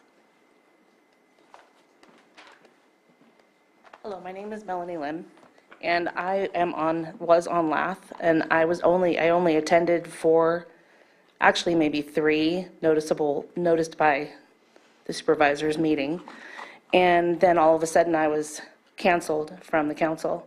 I don't know what happened. I'm new to the committee. I thought I was doing my job, my part, and then one day I saw that not that the Facebook page is where we should get our news, but I noticed that the Facebook page was erased, and that's where I got some of my minutes and my different information. And then I noticed that our whole council was deleted, and nobody ever told me why. So I'm confused and a little bit concerned that something like this could happen when I was voted in and it says I had 2-year term, and all of a sudden I'm deleted and nobody told me what happened. So I don't know, is that like something that happens around here? Is that, I mean, because I've served on a board before and I've never experienced this. I feel like there's a little bit of drama, and I don't want that. I don't want any part of that. I realize that we have a lot of work to do in our community, and I want to do that. And I do appreciate the inclusiveness, but I don't want to be left in the dark. Like, I want to know what's happening, especially if I was voted in and I had a 2-year term, and then I wake up one day and I don't have any say in anything. So I would like an explanation if there is one. Thank you. Thank you. I do have one, and I gave one when I contacted her before, and she stated she didn't want to serve anymore. And then when she turned in her application the next time, she stated a past town council member told her to reapply. So she was aware, stated she didn't want to be a part of it. The position that she served in was vacated by a previous seated council member. That position was vacated by another seated council member that didn't finish their terms from 2021. So that's the explanation. I gave that before. Yeah. So she picked up the term of the 2 people that had Right, vacated their earlier. position. So it's still that. Yes, and we talked about this, so I'm confused. No, we did not talk about that. I didn't know anything. Sorry. I'm sorry, I don't want to argue or get involved. I know that you and I had our private conversation, and when I said I wanted to quit, it was because of all the drama that was happening, and you filled me in on some of the drama. Right. I don't want any part of that. I just wanted to serve my community. And no, I don't remember us talking about why it said 2 years, and then don't remember that I was taking over somebody else's term. That was never brought up. Just to be totally honest on my part, I don't remember that. Okay. That happens typically, I know, on the Cauberry Council, where one person will have to resign and then they pick up the term of the person before them. And there's a confusion every time that happens. So it is a 2-year term from the beginning of the person who's originally appointed. Okay, well, when I applied, it was open. It said open. It didn't say that anything about filling. Point of the term. order. We're well off the agenda item, and I appreciate the willingness of people Hey, to... excuse me. I'm running the meeting here. I'm still allowed to raise a point of order and point out that we are well off the agenda item, so... We're working through some things right now. If I can act. Yes. Also, if you assume that there was 2 years, you said you weren't reapplying in December, so you knew that you were only serving until that time frame. So you knew, just like your colleague before you got an email that said he knew he was going to have to reapply on December 31st. So I'm just highlighting that this was known, right? Okay, maybe I was not clear, but I don't remember that conversation. But maybe I'm not clear on how all this works. So I apologize. No, it's fine, it's fine. If there was a misunderstanding, because I really had good conversations with you. I've never had a problem with you. You're a good person. But I came out on this wanting to serve my community, and I'm just I was so confused. And when everything was canceled, I felt like I was in a bad place with I didn't know what was going on. I felt like there was some drama and there was some like bickering back and forth, and I don't want any part of that. And that is why I said that I didn't want to reapply, but I did reapply. Yes. And then I did tell you that I reapplied. Right, and your so- application was accepted. We just are waiting for this to move forward, and we'll go from there. But the other thing is that the only meeting that was canceled was the December 15th meeting, because it was... No, those weren't canceled. But either way, that was the only one that I had canceled because there was a liability. And I mentioned that before when Mr. McKelvey came on January 10th. But for whatever reason, we're at it again, so. Okay, so do you want to, is your comment now during public input, or do you want to wait? I can wait. Okay. So I have some folks on Zoom. I'm going to get through all the public, and then if you want to speak again, we can come back. Okay, so Haji Wharf, if you want to unmute and state your name, and you'll have 3 minutes. Good morning, board members. My name is Haji Wharf of Upper Lake, which is also in District 3, and I want to voice my support for the expansion of the Municipal Advisory Committee, previously referred to as Lucerne Area Town Hall. Until now, limiting representation to the growth boundaries of the town of Lucerne has excluded many area residents from having a voice and allowed determined individuals to seize control of decision-making that affects beyond the scope of these boundaries. These individuals have abused their power and have forgotten they serve at the pleasure of the board. Their egregious behavior may have prompted the need to include a code of conduct to be added to the advisory committee application process. The brazen interruptions and accusatory manner displayed today are prime examples of this zealous behavior by those individuals, especially Kurt McKelvey. By expanding the area to include everyone within the vicinity of the central region can only be a positive move, widening the pool of candidates for membership and expanding the contribution of constructive ideas. I support the proposal to restructure and rename the Lucerne Area MAC to become the Central Region Town Hall. I believe it will be beneficial for those in the wider Lucerne area as well as all of District 3. I thank Supervisor Crandall for bringing this issue forward. Thank you. Thank you. Our next speaker is Susan Kozad.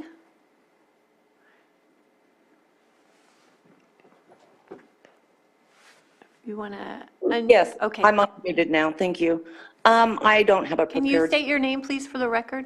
Susan Kozad, I am a resident and property owner in Lucerne. I'm also in support of expanding this. I feel that the town hall has gotten hijacked by personal political agendas, and I don't want to go into a community meeting feeling pressured to be on a side. This could be why there's not applications in, because it's just uncomfortable for a lot of us who just want to have a voice in our community. So this is a solution to that. I think it does include people that should be included.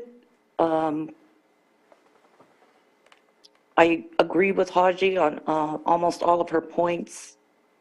It's naive to believe that, anyone in 95458 is not affected by what goes on, even in the wider area, Upper Lake, Nice. What one does affects all of us. So I guess I would say that behavior does speak for itself today. I just want to have a voice in my community in a peaceful, non-hostile environment. And I think this is a great solution for that. Thank you very much. Thank you. Betsy Kahn? Can I make sure. a request before we keep going? If the public comments can be aimed at us and not specific public members, that is, to me, that is just an inappropriate use of public comment. Obviously, you have your free speech, but let's not create situations we don't need. Stick to the item, please. Go ahead, Betsy. Thank you, Madam Chair, and thank you, Board of Supervisors. My name is Betsy Kahn. I am a resident of Upper Lake. My interest in this is in ensuring the compliance and congruence with the county general plan, which defines specific area plans in which these bodies function. I think it's dangerous to make a rule that you're going to tie it to the zip code, although it makes perfect sense in this case to include everything between the two eastern and western regions. I think that's why it was originally called the middle region. And if you just want to change it to central because of the symbology, that's one thing. Middle region it was perfect for it. The group itself decided they didn't like that name. That's up to you. You are the Board of Supervisors authorizing the formation and operation of these municipal advisory councils. But I would like to ask you to please also keep in mind that it is associated with your general plan, and just last week, your community development director gave you an overview of the things that need to be done in order for us to be in compliance with the Office of Planning and Research guidelines, including the updating of those area plans very quickly. As it turns out, your shoreline communities area plan happens to be one of the most peculiar ones I've ever seen, and it does need to be revised radically to assign areas to the particular regions that they affect. And so that would be done in the updating of the area plans. But you should definitely include the geography that is important to the community. If you make the rule that it's the zip code, it'll affect things like the permitting of commercial cannabis operations that were approved for by the Planning Commission just a few weeks ago, in which the planners believed that the property in Scotts Valley was in the Upper Lake area plan. That needs to be clarified, and all of that needs to be done in terms of the particular territories that are authorized to serve. Otherwise, I think this is a great idea. I really appreciate you allowing me to speak on this issue. Thank you.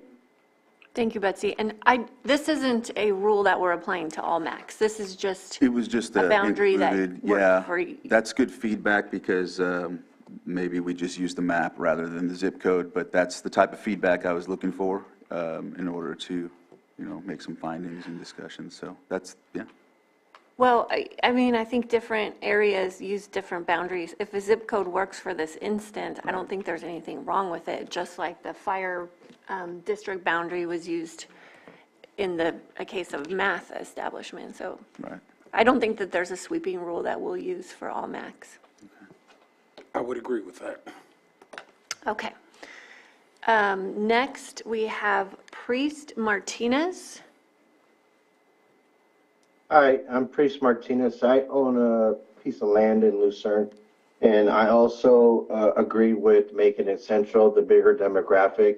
I cannot comment on the meetings I went to, but I just want to make sure that, I support, being part of it. I was not allowed to be a part of it at first, but, having the demographic changes is huge for me and being there. So I hope that we do allow it to become the central and have everybody included. Thank you. Thank you.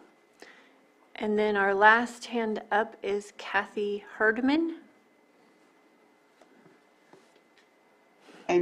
Okay, thank you very much for giving me a moment to speak. I am completely in support of expanding the area so that we can hear voices from all over the area. I've lived here for just about 18 years now, and I would love to see MAC move forward with positive contributions to making our community a better place to live. And so I support this very much. Thank you. Thank you. Okay. Thank you for giving me the another opportunity to speak to the board. So I just wanted to clarify, I'm also in support of the expansion of the territory of the Lucerne Area Town Hall's representation. I have no issue with that. I think that's a great idea. My only concern is that this restructuring of the town hall will be utilized as a means of revising the bylaws to allow for basically to allow for different appointments than are currently. Basically, I'm concerned that this is basically just going to be used as a means of changing our bylaws so that the district supervisor can appoint whoever he wants. And essentially, as long as no change to the bylaws is going to be considered except for the expansion of the territory and the name change itself, as long as those are the only things changed in the bylaws, I'm all for it. Is there something specific in the bylaws that you're concerned about? Yes. That would Well, change it? there was a number last year. Our district supervisor attempted to have a set of bylaws passed through the LATH that would restrict the LATH from being able to represent the community or even itself to any agency. There was specific language that said exactly that. The Lucerne Area Town Hall cannot represent the community or itself to any agency, governmental, utility commission, anything. I was able to raise awareness about that and stop that from happening. I was then appointed. We passed a new set of bylaws that didn't have that language in it, and that's the approved bylaws that's currently on record with the Board of Supervisors. Basically, I just want to make sure that if you guys do go forward with this change and expanding the territories and changing the name, that those are the only things considered changed for these bylaws, that it won't be restricting the town hall's ability to represent the community or itself on other issues that relate to the community. One of the things I heard from EJ was that this restructuring was to make it more about road maintenance and things like that. So that kind of implies to me that there is a plan to sort of limit the scope of what the town hall can give input on, and that's concerning to me. So as long as that's off the table and the only thing that's going to be considered is the name change and the territory, restructuring, I'm completely okay with that. And yeah, that's basically all I wanted to say. Thank you. So it seems to me that the new council and the new advisory council will have the opportunity to look at their bylaws, go over them. If there's changes, then have them submitted here. Right, and a couple things. The previous, before Mr. McKelvey's service as the LAF chair, the previous group had been working since like 2019 on new bylaws. There was a template that was given to the 2021 group. They worked through it along with Mr. McKelvey, finally got to a point of it, and but they decided to use a different one. But that's fine. It's a template. It was a template that was brought forward. There was no attempt to try and take any type of representation. As Supervisor Simon said, we can't represent anybody. We can't represent the board without each other's approval. That was all that clause was. But for whatever reason, it was purported as something else. But it is what it is. The bylaws were passed. They're intact. But again, if this is restructured, the opportunity to recreate new bylaws would be something to think. But this is all consideration. We're getting input, and that's what it is. So one other quick question, if you don't mind, Madam Chair. Will there be appointments to the LAF before a vote is held on this matter? It was stated in the presentation that we were going to conduct this first and then move forward after with comments and consideration. Okay. I believe that would be less inclusive of, of the actual LAF, because I believe that the LAF should be a part of that discussion if you're considering changes to the LAF. I don't think it's appropriate to make that decision prior to appointing LAF council members. Noted. Thank you.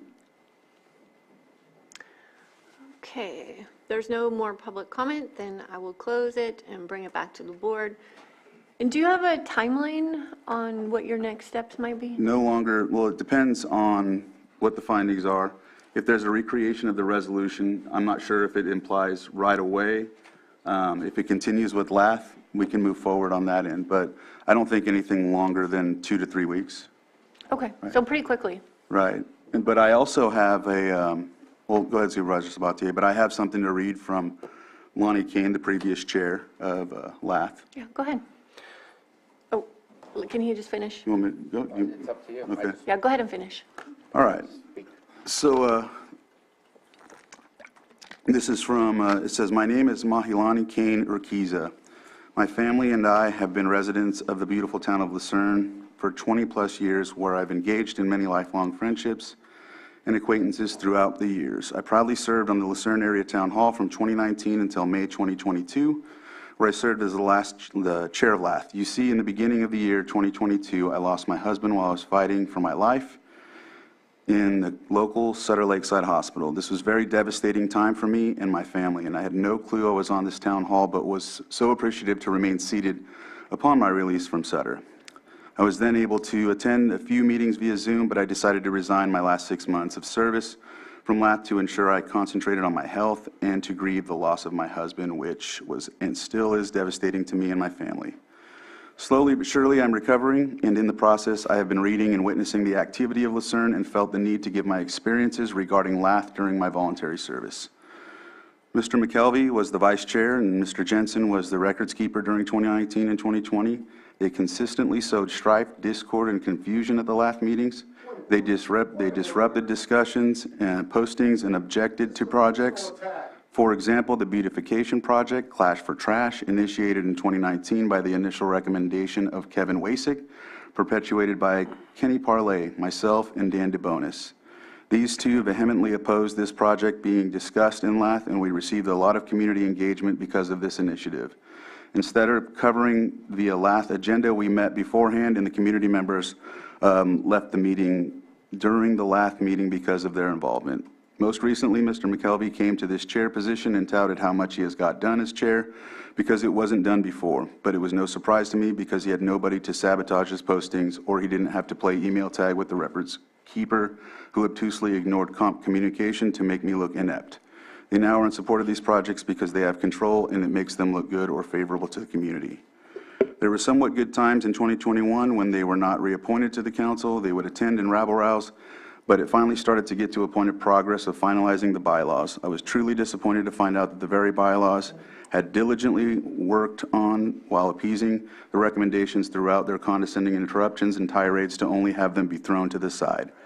In the first meeting, as Mr. McKelvey passed a draft that he obviously, with John's help, had brought forth, it is no surprise Lath is where it is now. Commonly, this is something I don't like putting my energy into, but people like this count on our kind hearts in this manner.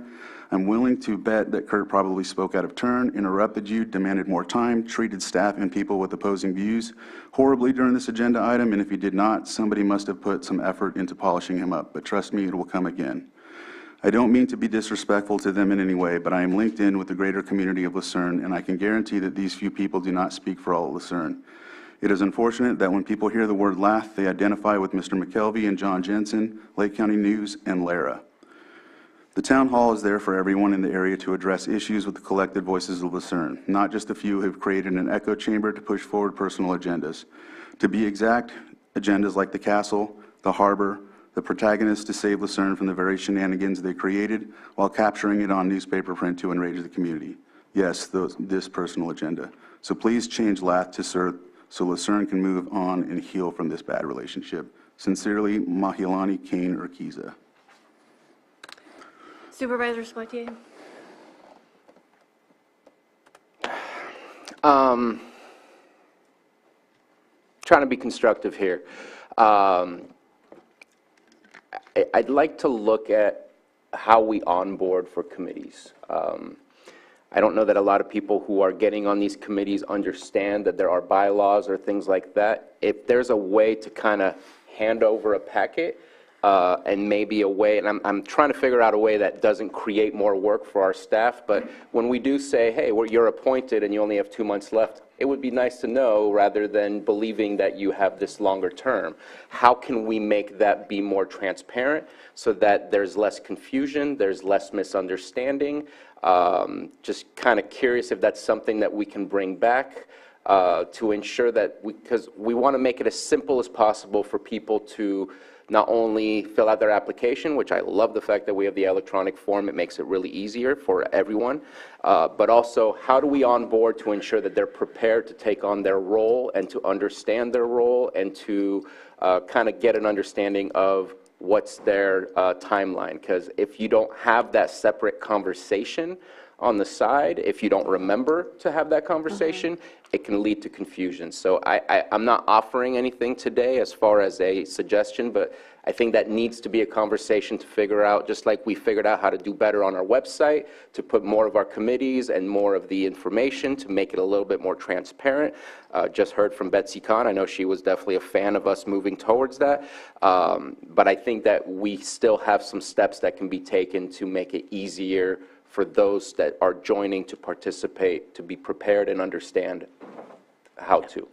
So Johanna, do we have a, do we send a follow-up email once a board appointment is made? Because that would be a good time to send just confirmation on the term, or if it's picking up someone else's term that they're finishing, and maybe a package of information like Brown Act and different tools, so that can happen as soon as they're appointed. Right, and that's, I forgot to say this when Mrs. Lim was up there, is I do think we need to do a better job of, like you said, onboarding and giving them an opportunity to understand their role, or give them an opportunity to understand the full concept of everything. There was at times where we put together, it was Brown Act training, and so, but that stopped for some time, but I think we should reinvigorate that. We had a contractor come forward and conduct the work, and then Anita would come to the town halls and do it as well. So, Yeah, and she's been coming to town halls at the request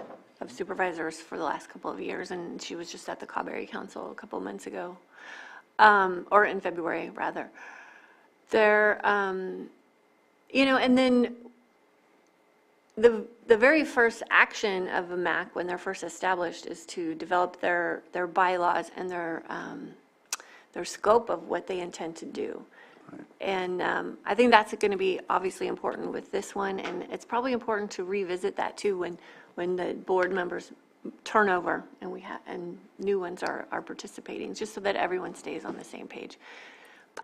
Supervisor Green? I'm just going to repeat the issue.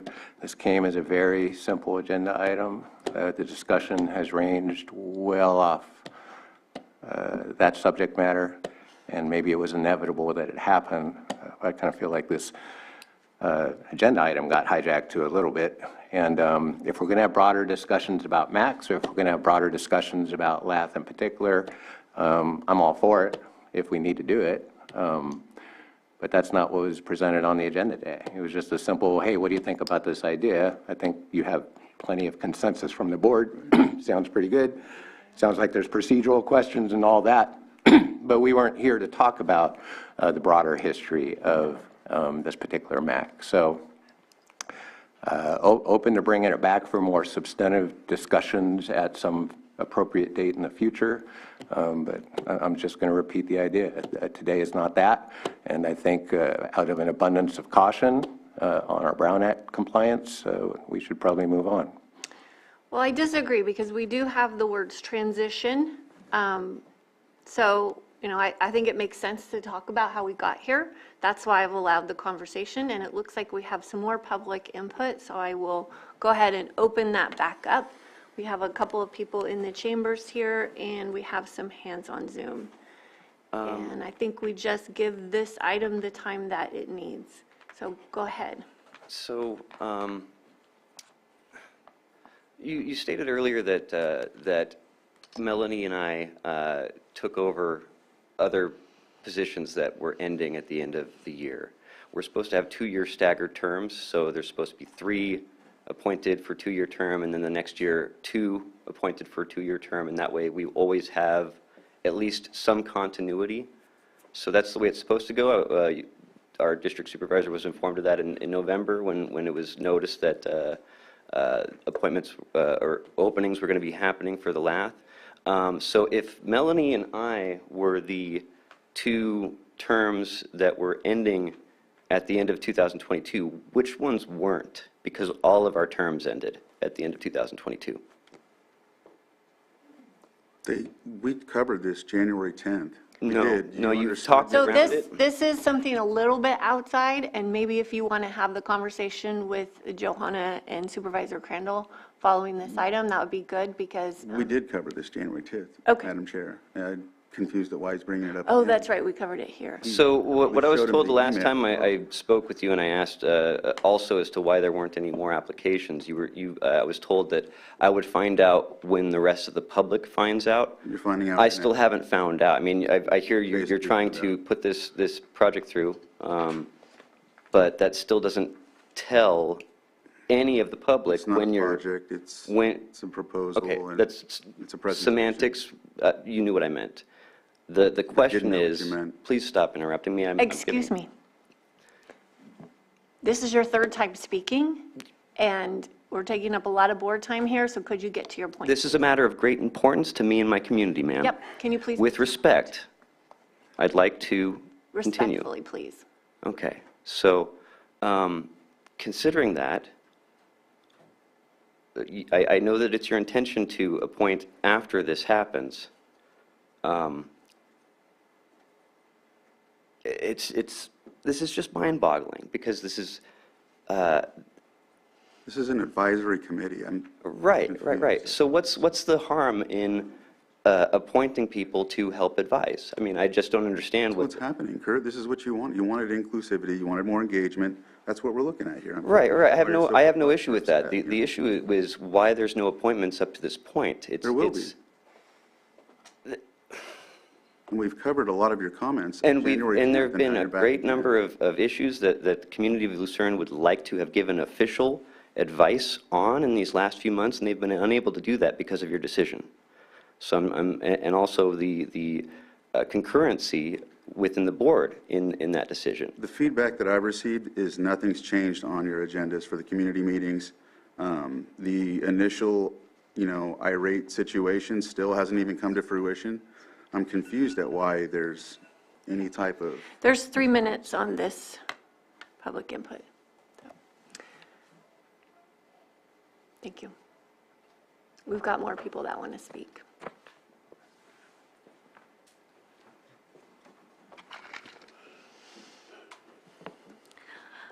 Olga Martin Steele, and with all due respect to Supervisor Green, I just want to make an observation. I've attended all of the North Shore town halls. And one thing that I have observed is that they're all volunteer jobs, right? And it's tough for those of us that volunteer in a lot of different areas to take on one more volunteer assignment. And it occurs to me, and I'm not sure I've had this conversation with my supervisor, but it occurs to me that some level of support for the town halls that, for example, for agenda setting, getting the agendas out, for record keeping, just sort of the administrative details associated with running these town halls. I think they're very important. I think they could have a lot more value maybe than we perceive them to at this time in terms of bringing input through the supervisor to the rest of the, to all of you.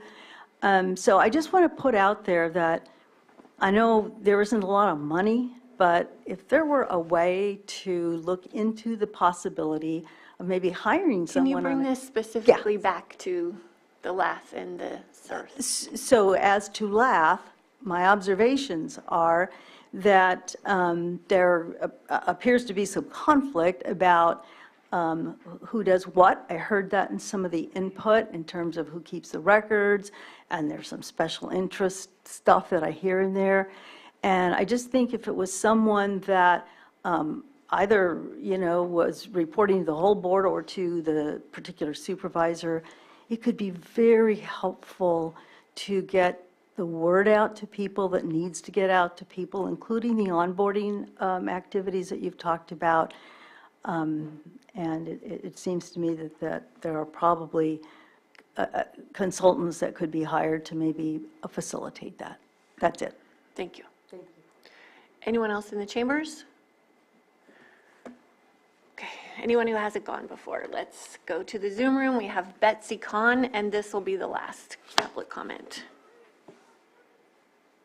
Thank you, Madam Chair. Betsy Kahn.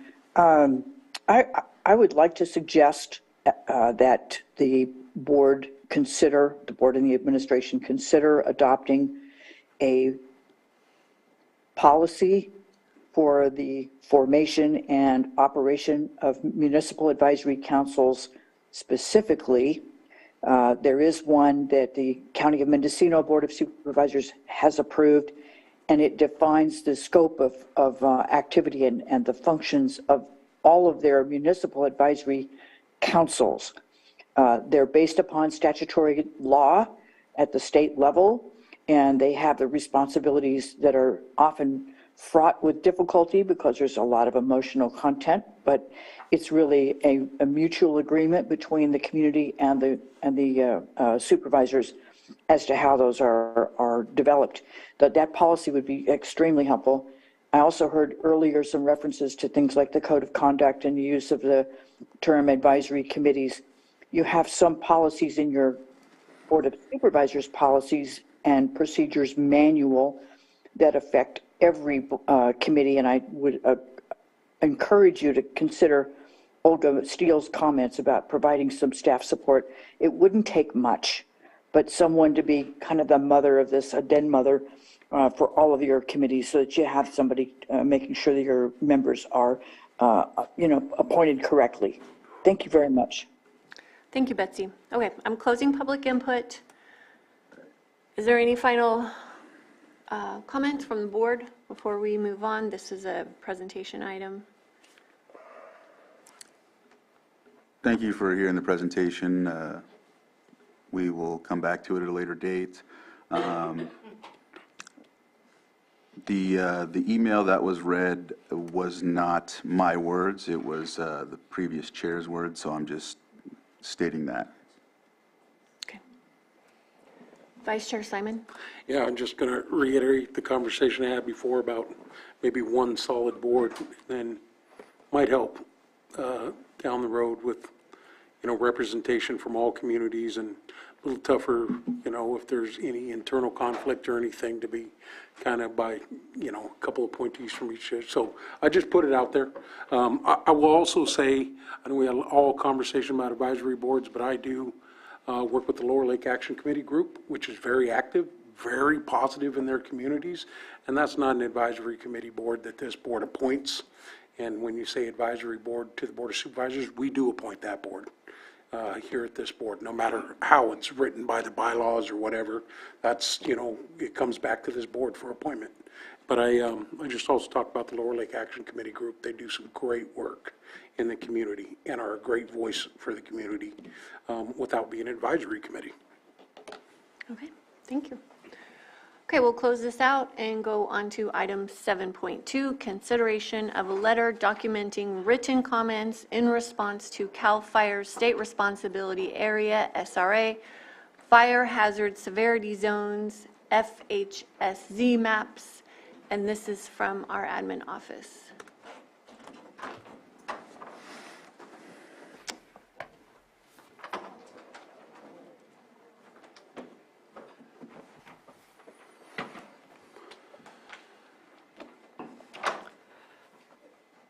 Good morning, board members. I'm Matthew Rothstein, Deputy County Administrative Officer. It's my privilege to present this item.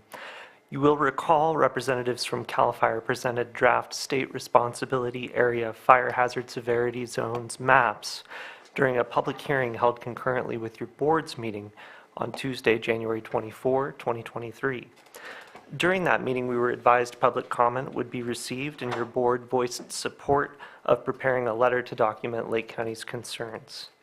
Multiple members of the public expressed concerns that failure to show potential effects of mitigation efforts alongside depictions of the worst-case wildfire events may have the unintended effect of demotivating those engaged in mitigation work. The 50-year time horizon is contributory to that, as discussed in the draft letter presented to your board. Additionally, concern was shared that fire insurance rates, which can already be prohibitive for many in some areas of Lake County, will not be positively affected by the maps as presented. And staff and your board understand that insurance companies use alternative models to evaluate risk, but comments shared during the public hearing in January suggest that this still bears mentioning. Written comments are due April 4, and as you'll see, our Chief Climate Resiliency Officer, Terry Logston, is here to answer any questions. This concludes administration's introductory comments, and we'll look forward to your input. Anything to add?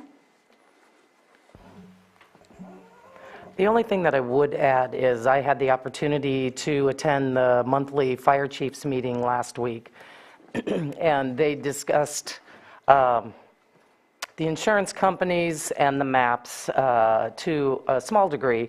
And one of the things that I can't recall which fire chief said it, but it really struck me, is that it is illegal in the state of California for the insurance companies to look at these maps. It's not that they don't, but they're not supposed to take it into consideration. What they're supposed to take into consideration is the CWPP, the Community Wildfire Protection Plan. So I thought that was of interest. But the maps, I think that your letter is good. Having all of the information in one location, I think, is helpful, meaning the different layers on the GIS of all the amazing work that we have going on in Lake County with the Firewise communities, the 3 fire safe councils. It would be, if you're going to look at the map, you might as well be able to see other layers where we're taking really decisive action. There's just one line in the letter that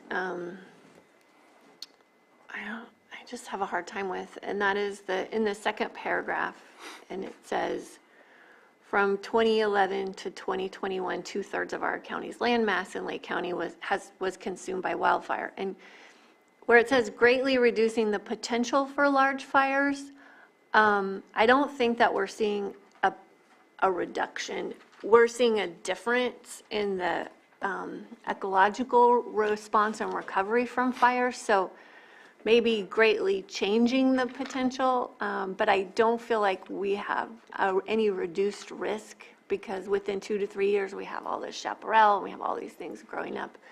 And now, I mean, everywhere in the burn scar of the Valley Fire is fire ready now. So that was the only thing that kind of struck me. But I don't know what everyone else feels about that. Go ahead. So for transparency purposes, I tried tackling creating this letter, nothing even remotely close to what's in front of you. Really appreciate the work of admin staff to shine up my lump of coal that I provided them. But the idea is, if you look at some of the fires that we had, I think LNU was one of the perfect examples where we can see it kind of smoldering in areas where the Valley Fire was still, it burned still, but not in the same way, and you can see it going around the shape of the previous fire scar. So maybe the timeline from 2011 to now might be so long that that time frame is incorrect to say that statement. But I do believe that if it's a recent fire within the last 5 years, typically you will start seeing some of like puzzle pieces coming together when you look at one fire and the next fire alongside of that. Now, again, that's just based on my limited personal experience of reviewing some of these things and looking at the fires. No, I'm not going to say there's science behind that other than just looking at maps and seeing how it fits. Kind of like looking at how South America fits right with Africa. So it's just, it does have an impact, but it's definitely a limited impact. I will agree with that. Well, I would just, if we could just say it changes the potential for large fires, and then we're not. I think reducing is more than what we can expect, I think. Supervisor Green? Yeah, thank you. I'm going to propose a small edit as well. On page 2 in the third paragraph, near the end of the second sentence, it says, quote, very high risk category. I think the accurate term would be hazard category. And to be clear, although it was not an easy concept for me to absorb at first go around, by the second time we went around it, CAL FIRE did attempt, and I think successfully, make the point that these maps assess fire hazard, not fire risk, and the two terms are not to be used interchangeably. This is very similar to a planning document that might identify on maps where a 100-year floodplain is. This is a different thing. It's a fire, but as stated when CAL FIRE was here presenting the maps, the idea that virtually all of the county now is going to be mapped into the very high, the highest of the high hazard category is appropriate, totally appropriate. And although we attempt to parse their methodology and we want to get credit somehow for mitigation efforts, again, our mitigation efforts are our efforts, and those are addressed at reducing fire risk in specific communities, in specific subdivisions. So rather than tell CAL FIRE through this letter that they should add some layers to discuss things that they haven't been chartered with creating, it is hard enough to map an entire state in terms of its potential for fire hazard over a long period of time. We're asking them to add layers on a much shorter time scale. Oh, we burned half the county in the last 10 years, so we should get credit for fuel reduction. Or we have fire-wise communities, and we should get credit for the work that's getting on there. We could map those things if we had staff and time to do it. We could lobby our legislator to tell the insurance companies not to use these fire maps. We could do any number of things that absorbs the information being presented by CAL FIRE here and does encourage continued support of resiliency programs. But this letter says CAL FIRE, to some extent, got it wrong. And we want to see layers that will give this kind of micro view of things when the whole goal of the fire hazard map is to give the macro view. So it's on us, you know, with these new maps. Do we need to take a fresh look at the safety plan and our general plan? Well, luckily, we're already going to be doing that. Do we have to update certain conclusions in our community wildfire prevention plan? I probably didn't term that right. Absolutely. When we update our area plans, as Director Turner was talking about, are we going to be taking a look at these fire hazard maps and saying, what are we going to do with that? Yes, absolutely. So it's a planning tool, but we can't turn it around and foist on CAL FIRE the responsibility to go micro and granular with what we do with this data. Their job, and it was hard enough as it was to identify what parts of the county are very high hazard, and they've done that. And I don't see anything particularly useful in this letter attempting to get CAL FIRE to do it. One, they're not going to do it. You know, they're not going to take our suggestions. And two, even if they wanted to, I don't think they would have funding, a legislative mandate, or any clear idea how to add some of the layers we're asking for. So I'll just leave it at that right now. Well, I disagree, and we do work on all of those planning documents. But the methodology here with the 30 to 50-year horizon is what is problematic, because that isn't taking into account recent burn scars and fuel management work. And if this is going to be used as a tool by the state, then it should be accurate, and it should have, and it should be focused in a micro way on our community. Supervisor Sabatier? Couldn't disagree with you more, Supervisor Green. The methodology is ridiculous. They're imagining a world where human beings don't exist anymore.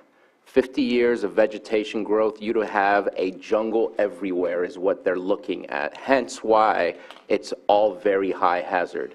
By looking at a 10-year, when the maps are redone every 5 years, which is their time period that they're looking at updating these maps, then you get a better understanding of where we are today and what could happen 10 years from now if nothing was done. 50 years is just an extreme situation when they're updating the maps every 5 years. Don't act like 50 years are going to happen with nothing, no activity, no nothing. There is nothing in here that's asking CAL FIRE to update. We're looking at all of our local units. They all have this information. It's asking our local units to have the ability to provide an extra layer. We are not asking the state to make that happen for us. In searching for what are some solutions, I spoke to many stakeholders. I will not name names just in case that's a problem. But those things are an easy way to implement locally through our fire units that are not asking for a whole lot. They already have all that information. We need to motivate and incentivize continued defensible space and work, not demoralize and de-incentivize, tripping over my own tongue here, the work that's being done. If you are a homeowner that is spending X amount of dollars to ensure you're providing defensible space, and now you have this map with, whether we believe it or not, insurance companies are going to be using these maps, and there's going to be no proof, show me your web history or your web browser history that you looked at the map. There's no proof that can be said that they used it or not, but then you see your insurance go through the roof, even though this is what you spend each year and this map's not helping us. That is demoralizing. Why should I be spending the money to help save my area only to be burdened by things I can't even afford? Nobody's going to be able to live here. We have to be able to fight this, whether we believe we can fight it or not. We have to attempt to fight it in a way that continues to puts us in a defensible space for our communities and makes it a reasonable map for us to utilize. What they're offering is not a reasonable map at all. And my second point is, I spoke with Ed Roby, and he brought up a good point. We should be sending a letter also to Insurance Commissioner Lara to ensure that we let them be aware of our concern that these maps will be utilized no matter what they say. Some sort of communication with our insurance commissioner, because ignoring that part when that's part of our fears is also not engaging with the appropriate branch of government at the state level, and looking to see if there's consensus that we do the same as well. I completely agree with sending this to our insurance commissioner. And yes, there is some stuff in here when we talk about mitigation that is all local, but I think we need to do that. At all of our advisory committees, which I think CAL FIRE went and presented this to, a lot of our constituents are waiting for us to have this discussion today as a board, and then they're going to be filling out theirs kind of in coincidence with the Board of Supervisors today. And I think pushing back on this it's mandatory. We have to do this. Whether or not we can win, just as you said, Supervisor, that it gets reconsidered, we need to do this. This is the right thing to do. It is a challenge. It is a big lift. But I look at, obviously the 10-year period instead of the 50-year or 100-year period to being analyzed and looking at those solutions. But this is, I think, just the beginning. I'm glad that we're taking this on today because it is due the 3rd, correct, April 3rd. And like I said, I know that there are many community members from the Middletown Area Town Hall. If they have not already written them, their personal letters, they will be doing that after the board approves this today. So I know it's not a silver bullet or moving in the right direction, but we need to give that voice to both from the board and also to our constituents as we try and push this together to get it reevaluated. Yeah, does it need to be done? Yep, it does. But we need to look at the way we're doing it and the way CAL FIRE is doing it, just ask for that review. So I'm in complete support of it. I support with the language change in the second paragraph there that you had, and continue to push with this item. So Supervisor, I encourage as many folks to go to the CAL FIRE website to get that out. If you're a homeowner here in Lake County or even a renter, to make sure that you fill those out, because every county in the state of California is going to be affected, and we will not be the only board responding. no. Well, and we've seen legislation pop up throughout the state about development in high fire severity areas, and we also can't have our future development hindered by these maps. Supervisor Green. We should be informed when future development comes up. Gwinnett going to come back soon enough. When I was still on the city council in Lakeport, Parkside came up because, we have a very high hazard area here 100 yards away from this, but it's in a local responsibility area, so anything goes. As it turns out, CAL FIRE is going to be bringing some additional maps for local responsibility areas now. You're not going to like those either, and neither are the cities. But it is what it is. We should not be demoralized with these maps that say we live in very high fire hazard areas. We have all lived through that. We have seen it with our own eyes. These fires are mega fires. They move with the rapidity that our past land use patterns, our past development patterns, which were probably not cited properly given the fire hazards back then, but would be totally insane to think about building now. I get the idea that it will create challenges, but these challenges are pre-existing. It's not caused by CAL FIRE. It's not caused by this map. It's caused by our new understanding that climate change has made Lake County a more hazardous place for all of us. And instead of demoralizing us or saying that this map is somehow going to disincentivize, is the word, it should do the opposite. It should make people double down. We're not going to tell people, if we're being honest with them, that mitigation efforts are going to make necessarily wholesale changes in our resiliency and stuff like that. People should be supporting that to, number one, save their own lives and hopefully save lives of their neighbors, and two, hopefully mitigate some property damage when these fires do come through. But this is, again, you take issue with their methodology. You don't. You're taking issue with the results, what you think is going to happen with that. And you're saying this is going to happen with insurance, or this is going to disincentivize fire prevention activities. And it's like, no, this is how we, number one, put ourselves at the front of the line for future rounds of funding for mitigation. And two, that we continue to highlight with those public outreach programs to our community. It's like, look, whether you've lived here 50 years or you're just moving to Lake County, you need to know this whole county is a very high hazard area. So when you get some public outreach from a Firewise community or some mitigation grant planning, please take advantage of it. It's more than a strong suggestion. It could very much be a life-saving matter. But to turn around and say, CAL FIRE, you got this wrong, and you need to shorten your time window and do that. Again, you want to bring back something where RCRC or CSAC brings a bill that would do that, I'm all in. You want to send this letter straight to the insurance commissioner and leave CAL FIRE out of it, I'm all in.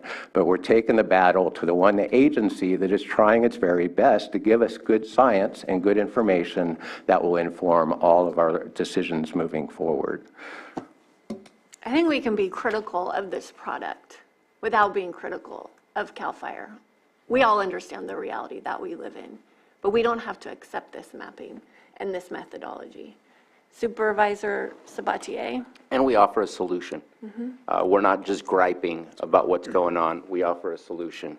Have you looked at the map? Red Hills is high severity. It's got grapes. How is that high severity? The map methodology, again, believes that everything stops and growth occurs for 50 years without any human activity. That makes no sense.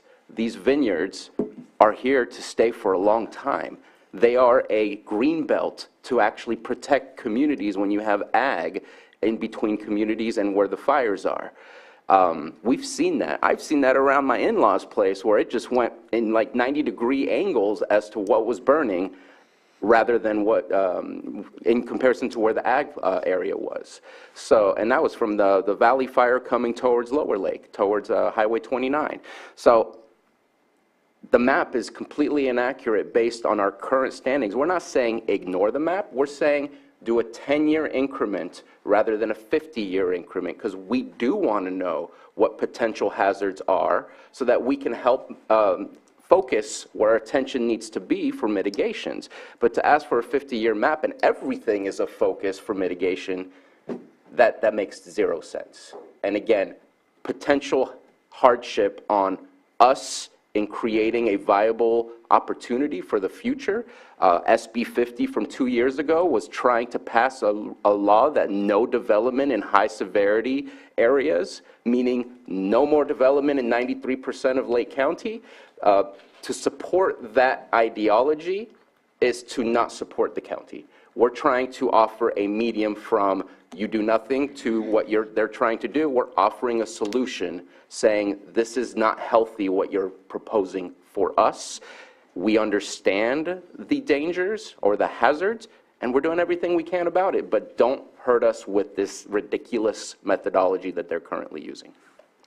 Supervisor Crandall? Yes, I was glad that you said that about solutions, because a couple weeks back when I went to Sacramento, that was one of the comments was, how are you preparing? What are you doing? And letters like this, initiatives like this give us a chance to say, this is what we're doing. We have solutions. We just need help, so I just wanted to highlight that. I don't know if it helps, but. Okay, do we have anybody from the public? Anyone in the chambers? We have one hand up. Betsy Kahn.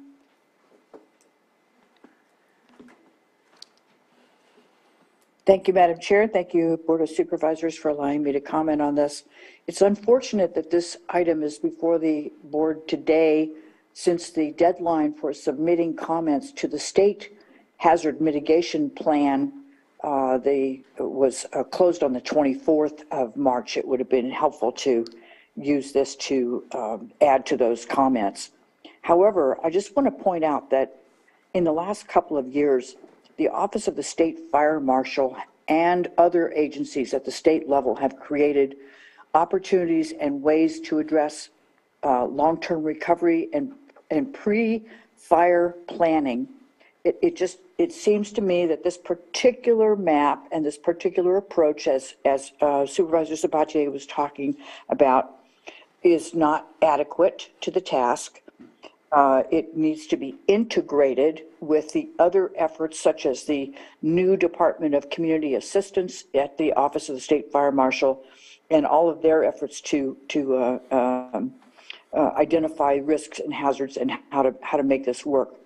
I think it's really an important dialogue to have, in spite of the credibility of Supervisor Green's comments. We need to contribute to a shared evolution, and that evolution is happening quite rapidly at the Office of the State Fire Marshal.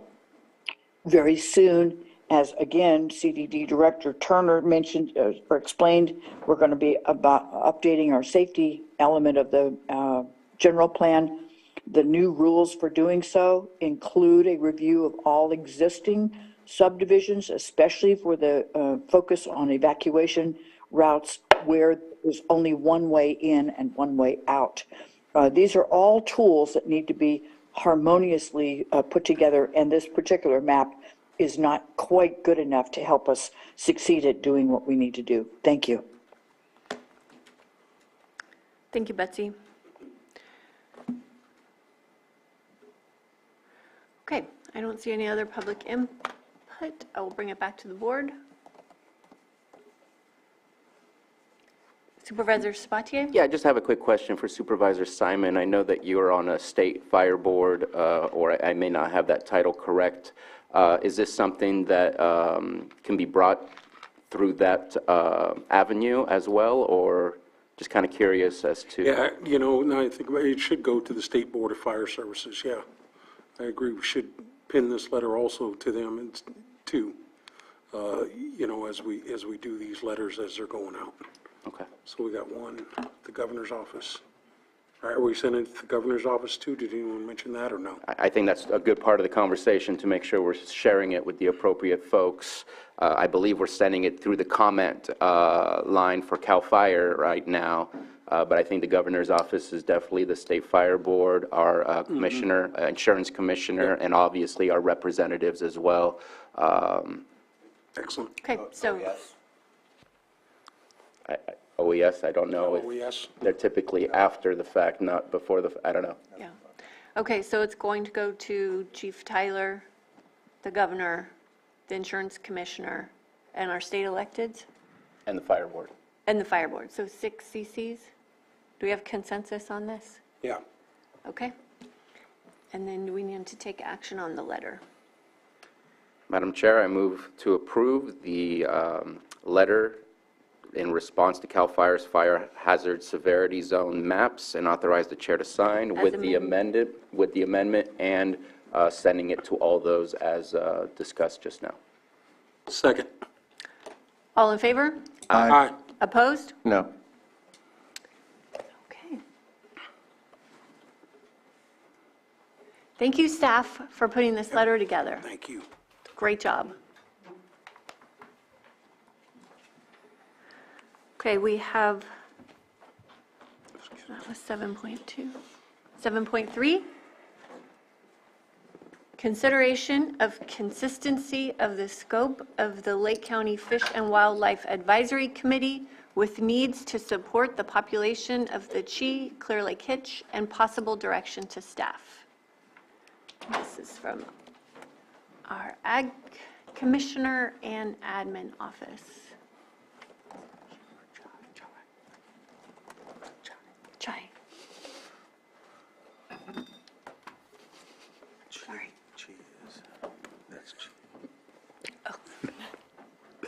Good morning, Board. Catherine Vanderwall, Agricultural Commissioner. So last week, your board requested some clarifications regarding the purpose and scope of the Lake County Fish and Wildlife Advisory Committee.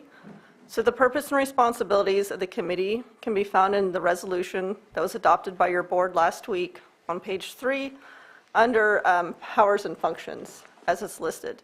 So these items include various items, but notably item number 3, which is to consider specific items referred to the committee by the Board of Supervisors for recommendation, study, or report. And item 5, to hold public meetings, workshops, or presentations on topics of local, state, or federal significance relative to fish and wildlife conservation, recreation, and protection. So in addition, another topic of clarification was to determine if this committee, the Fish and Wildlife Advisory Committee, is the appropriate body to address elements of the county's response to the declining Clear Lake hitch population. And I believe Terry has information on the different committees right now that are or could potentially be addressing this topic. Yes, thank you.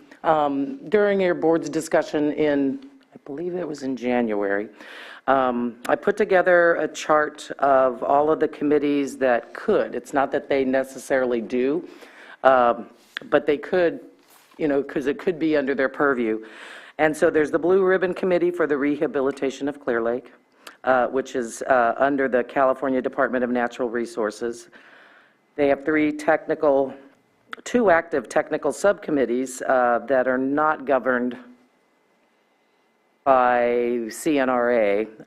And then there's county appointed positions, the tribes, Central Valley Regional Water Quality Control Board, and UC Davis. The Lake County Fish and Wildlife Advisory Committee, I adjusted this chart to add the 2 tribal government representatives. Then the Lake County Agricultural Committee, Advisory Committee, that has 2 county supervisors. You know, obviously, that's been pretty specific to agriculture, not necessarily to wildlife. Then there's the Clear Lake Hitch Conservation Strategy, which your board has heard about. That's headed up by the U.S. Fish and Wildlife Service. That's been going on for years, and it has county participation. It is definitely discussing the Clear Lake Hitch. That's what it is for. Then there's the Clear Lake Hitch Task Force that was convened this fall, I believe, by the California Department of Fish and Wildlife, which I have been participating on, as well as the Lake County Watershed Protection District. And then the GSPAC, the Big Valley Groundwater Sustainability Plan Advisory Committee. That one, I mean, it has to do with water in the Big Valley, but it's not the entire watershed. And it is very specific and has regulations, state-governed regulations. So with that particular one, I don't think it's at all appropriate. And those are the committees that could work locally. Any comment? Supervisor Spatier. While I think that it's definitely a topic that should not necessarily be outside of the scope of Fish and Wildlife Committee, it seems to me that there's already some larger task force that is attempting to review what is going on, what are the solutions, and I think that duplication of efforts should not be what we ask for. I think that we need to make sure to focus on an area or a committee that is looking to make those happen. So I'm in favor of either the Clear Lake Hitch Conservation Strategy or the Clear Lake Hitch Task Force. I'm not quite certain what exactly the difference is other than the federal being more involved with the Clear Lake Hitch Conservation Strategy. I kind of wish those two would kind of blend together, I guess, rather than having 2 separate conversations. I don't know how much they parallel or complement one another, but I think that if there are, let's say, small grants or small projects that come out of those conversations and it goes to the Fish and Wildlife because they do have some funds available to be able to say, yes, we want to support that kind of project, I think that would be appropriate. But to ask our county committee to hire a fish biologist or some sort of scientific capability to really provide guidance and solutions versus working with those that already have access to those experts, I think is just not an efficient way of using our time and our dollars. And that's my...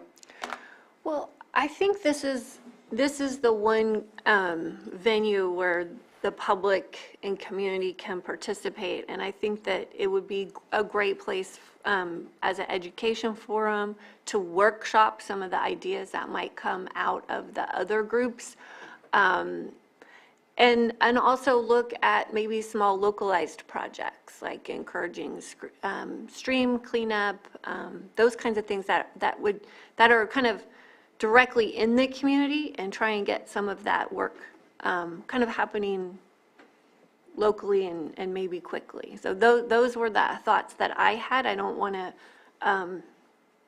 this is an advisory council that meets every other month, so obviously they're not going to have a heavy workload. We're going to ask them to create policy or anything like that, but this is a good place to have forum, education, and workshops. Supervisor Green. Yeah, I wouldn't even limit it. She has the very amazing map. So a couple things. To the point that the GSPAC would have no role, I think they're going to end up hearing some of this by default. Should they be the primary focus? Probably not. But I only pointed that out because it's there, it's existing, it's a useful process. So I do think they can and will have some ability to provide input on projects occurring in Big Valley at least at some appropriate time. I like the idea of the Fish and Wildlife Committee meeting more frequently and paying attention to these issues more frequently because, again, the map points out it's really hard to follow the bouncing ball, even when we talk about something as simple, a proper name, Adobe Creek Conjunctive Use Project. Well, we're pitching that to 3 different projects at this point. One, it's been rebranded as Big Valley Fish Habitat. One we just heard earlier today. And so I think having a dedicated committee that can help this board pay attention to those issues and elevate them to the board at some appropriate time when we do need to do that. I think that's responsive to Chair Pyska's concerns that we do need to stay front and center on this. Yes, we do have seats on those state and federal task forces, but those things exist in their world. Maybe there's Bagley Keene open meetings, maybe there aren't, depending where it's at. We have a committee, we have a Brown Act openness, we have local community members giving input, and they can help. They can be our local eyes and ears and really help this board navigate it, even in just the 6 weeks since we did the emergency proc. So many different things have happened, and it's really hard to keep track. And I like the idea of this committee doing that. In terms of staff support, my only question for Director Vanderwall is Ag Advisory. You already have a pretty big lift there, and I appreciate all the hard work you put on that. So this has been tasked with you right now. So if we do spin up a nice size Fish and Wildlife Committee, and we're going to ask for some staff support for that. Is that within your current bandwidth to accommodate? My question would be, what would that entail? Because the way the committee is set up, the group itself needs to designate a chair, a vice chair, and then a secretary. So my staff is, of course, willing and helping, assisting with getting the agenda ready, getting it out, and getting it posted, as well as the approved minutes. And 6 meetings a year. Right. Yeah. And the Ag Advisory Committee meets a minimum 2 times a year, but as needed. So I don't think either of them are a big lift. Right. Any other comments from the board? Okay, go ahead. I think that since the proclamation, obviously, we've got so much traction and really focus on it. And, I'm kind of the mind, too, of not just sticking it in one advisory committee, as the projects come up, or whether it's water resources, or it's one of the tribes looking for the support from one of the committees. I really think that's the synergy that we need to just continue with, and saying, hey, this is just going to be the focus on that, because there's so many things, obviously, that we see from the county level, but also the federal partners, which are the tribal partners that are working on this all the time. I think that collaboration. So, I don't want to bog down one committee with it, just making sure that we're engaged. And I think the changes that were made on the 21st, adding the 2 tribal representatives to the I got confused now, the Fish and Wildlife Committee, puts us that voice and that missing conversation all the time on, okay, let's stay focused on, the hitch or the chai. As we move forward through this process, and we saw that collaboration today with, the Watershed Protection District bringing forward that. So those are my thoughts on it from a holistic standpoint to help with the hitch. So, because we do have a lot of good work going on right now, and as long as we stay focused on it with that proclamation, I think we're going to move in the right direction. And if the weather helps out too. The weather definitely helps, but, you know, the beginning planning processes, which we approved today, you know, there are some obstructions or other things, and I know we're looking at going at all in different directions, but whether the feds are looking at it or the state agencies, as they're bringing this together, they're looking for that collaboration. And the board made a big step of that, of doing the proclamation, and I think that's going to help drive us across the finish line where we need to go. That's what I truly believe, and that's what they're looking for from the Fed and the state level, so. The local collaboration? Yeah, absolutely. Yes, and then we have quite a bit of overlap with Yeah. the people that have been appointed on this advisory committee. And I think this is really where we get that community engagement and then get recommendations brought here to us. Okay. I'm not seeing anyone in the public. Is there anyone here in the chambers on this item? And I don't see any hands up in the Zoom room. So I will bring it back here. And the action here is directing staff. I probably confused everything, but obviously, with the proclamation, you know, we just want to stay focused on, we have so many different agencies, and just making sure that all the ag advisory committees, the Fish and Wild, that we've got that one vision, and we're just working together. So, for me, you know, I really think we have the ability to do that, obviously, whether it's in the communication of the meetings or the Ag Advisory Fish and Wildlife Committee saying, hey, we got a project we're going to be supporting, we want to bring it to the board, and just making sure that we stay focused in that manner. And I think, like I said, some of the stuff we had today is bringing it, and I know you only meet every other month as we're moving through that process, but all the other committees and conversations that are going on, there's opportunities to call special meetings or bring board items, or approaching a supervisor and said, hey, we really got to look at this one to make sure that we continue that positive moving forward. That's, you know, that's where I'm at. I really see it as that proclamation was the final step. We were always right there, but that puts us in the point to, I think that's enough direction. There's an emergency and we need to focus on it. Okay. Supervisor Sabatier. So don't want to add something to it, but just, I guess, a simple request. Obviously need consensus before it happens, but maybe sharing the agenda for the Fish and Wildlife Advisory with our water resources so that they make sure that they're aware of what discussions are happening there, so they can maybe provide the same comments back in reverse. I just think it's important to continue that meshing of our departments who are on different task forces to ensure that we're well aware of what's going on as well, not just relying on the memberships to make those things happen. Well, Angela is appointed. Did we appoint Angela? Yeah. We did. She is. She's appointed. So we have county staff, we have tribal leadership, and then we have all of our other representatives. So we have I had great forgotten about that. representation there. Probably That's what I was talking, a long that's why time we've ago. got so much overlap there. So I think everybody that's, you know, there's a lot of tentacles out there, and I think this is going to be that perfect community forum for reporting out and moving things forward. So we have consensus on that direction? Yeah. Oh, Supervisor Green? Yeah, and just to clarify, I think there'll be consensus that we wouldn't, we're going to staff up, we're going to get the appointments done, we're going to get the committee up and running and basically let them set their own agenda. Clearly, they're going to absorb a lot of tri-related issues moving forward. But there's other broader things that came up too. I started sniffing around some of the game fishing regulations. Obviously, the biggest repository of fish is something we don't have direct jurisdiction over, and that's Clear Lake. And just for educational purposes, there are special regulations applicable to Clear Lake applying the game fish contests, and having some understanding of that, making sure that our not just our local people are aware of that, but also people coming in.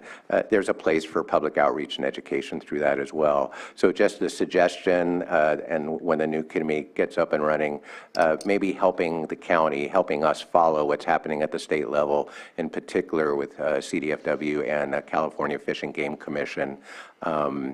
yes, they're going full speed right now, but there've been maybe one or two things happen that we were not aware of, and it would be helpful to have kind of an early warning system in place so that we are acutely aware of any pending state changes. So that brings up another point. We have developed the cannabis task force to kind of do a lot of this work too. So, and if an item comes from a supervisor, it comes to the board here, we decide as a board to send it to community development, who then sends it to the task force.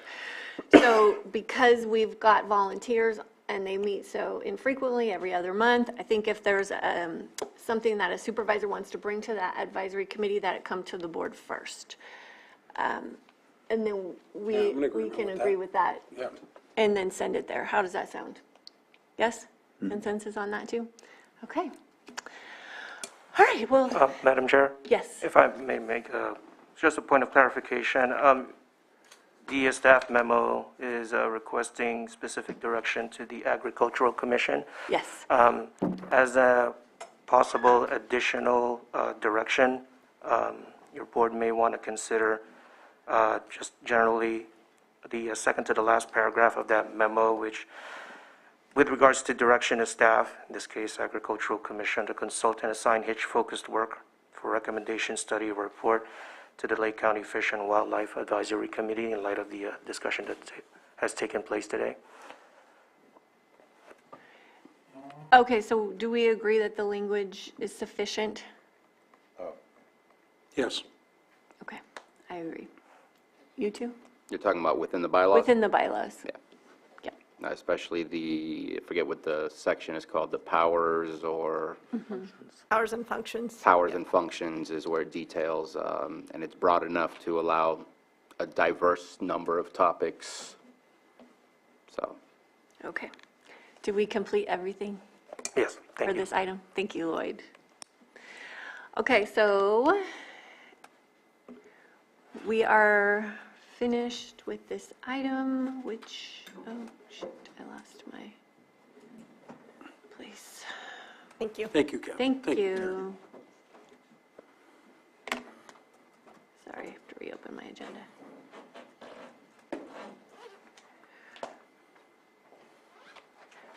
All right, so that was 7.3. We just have one more item in calendars. Do we want to do this before lunch, or do we want to, Susan? You actually have you still have a remaining pulled right. item. Okay, so maybe we should just take lunch then now and come back at 1:15. Sound good? Thank you.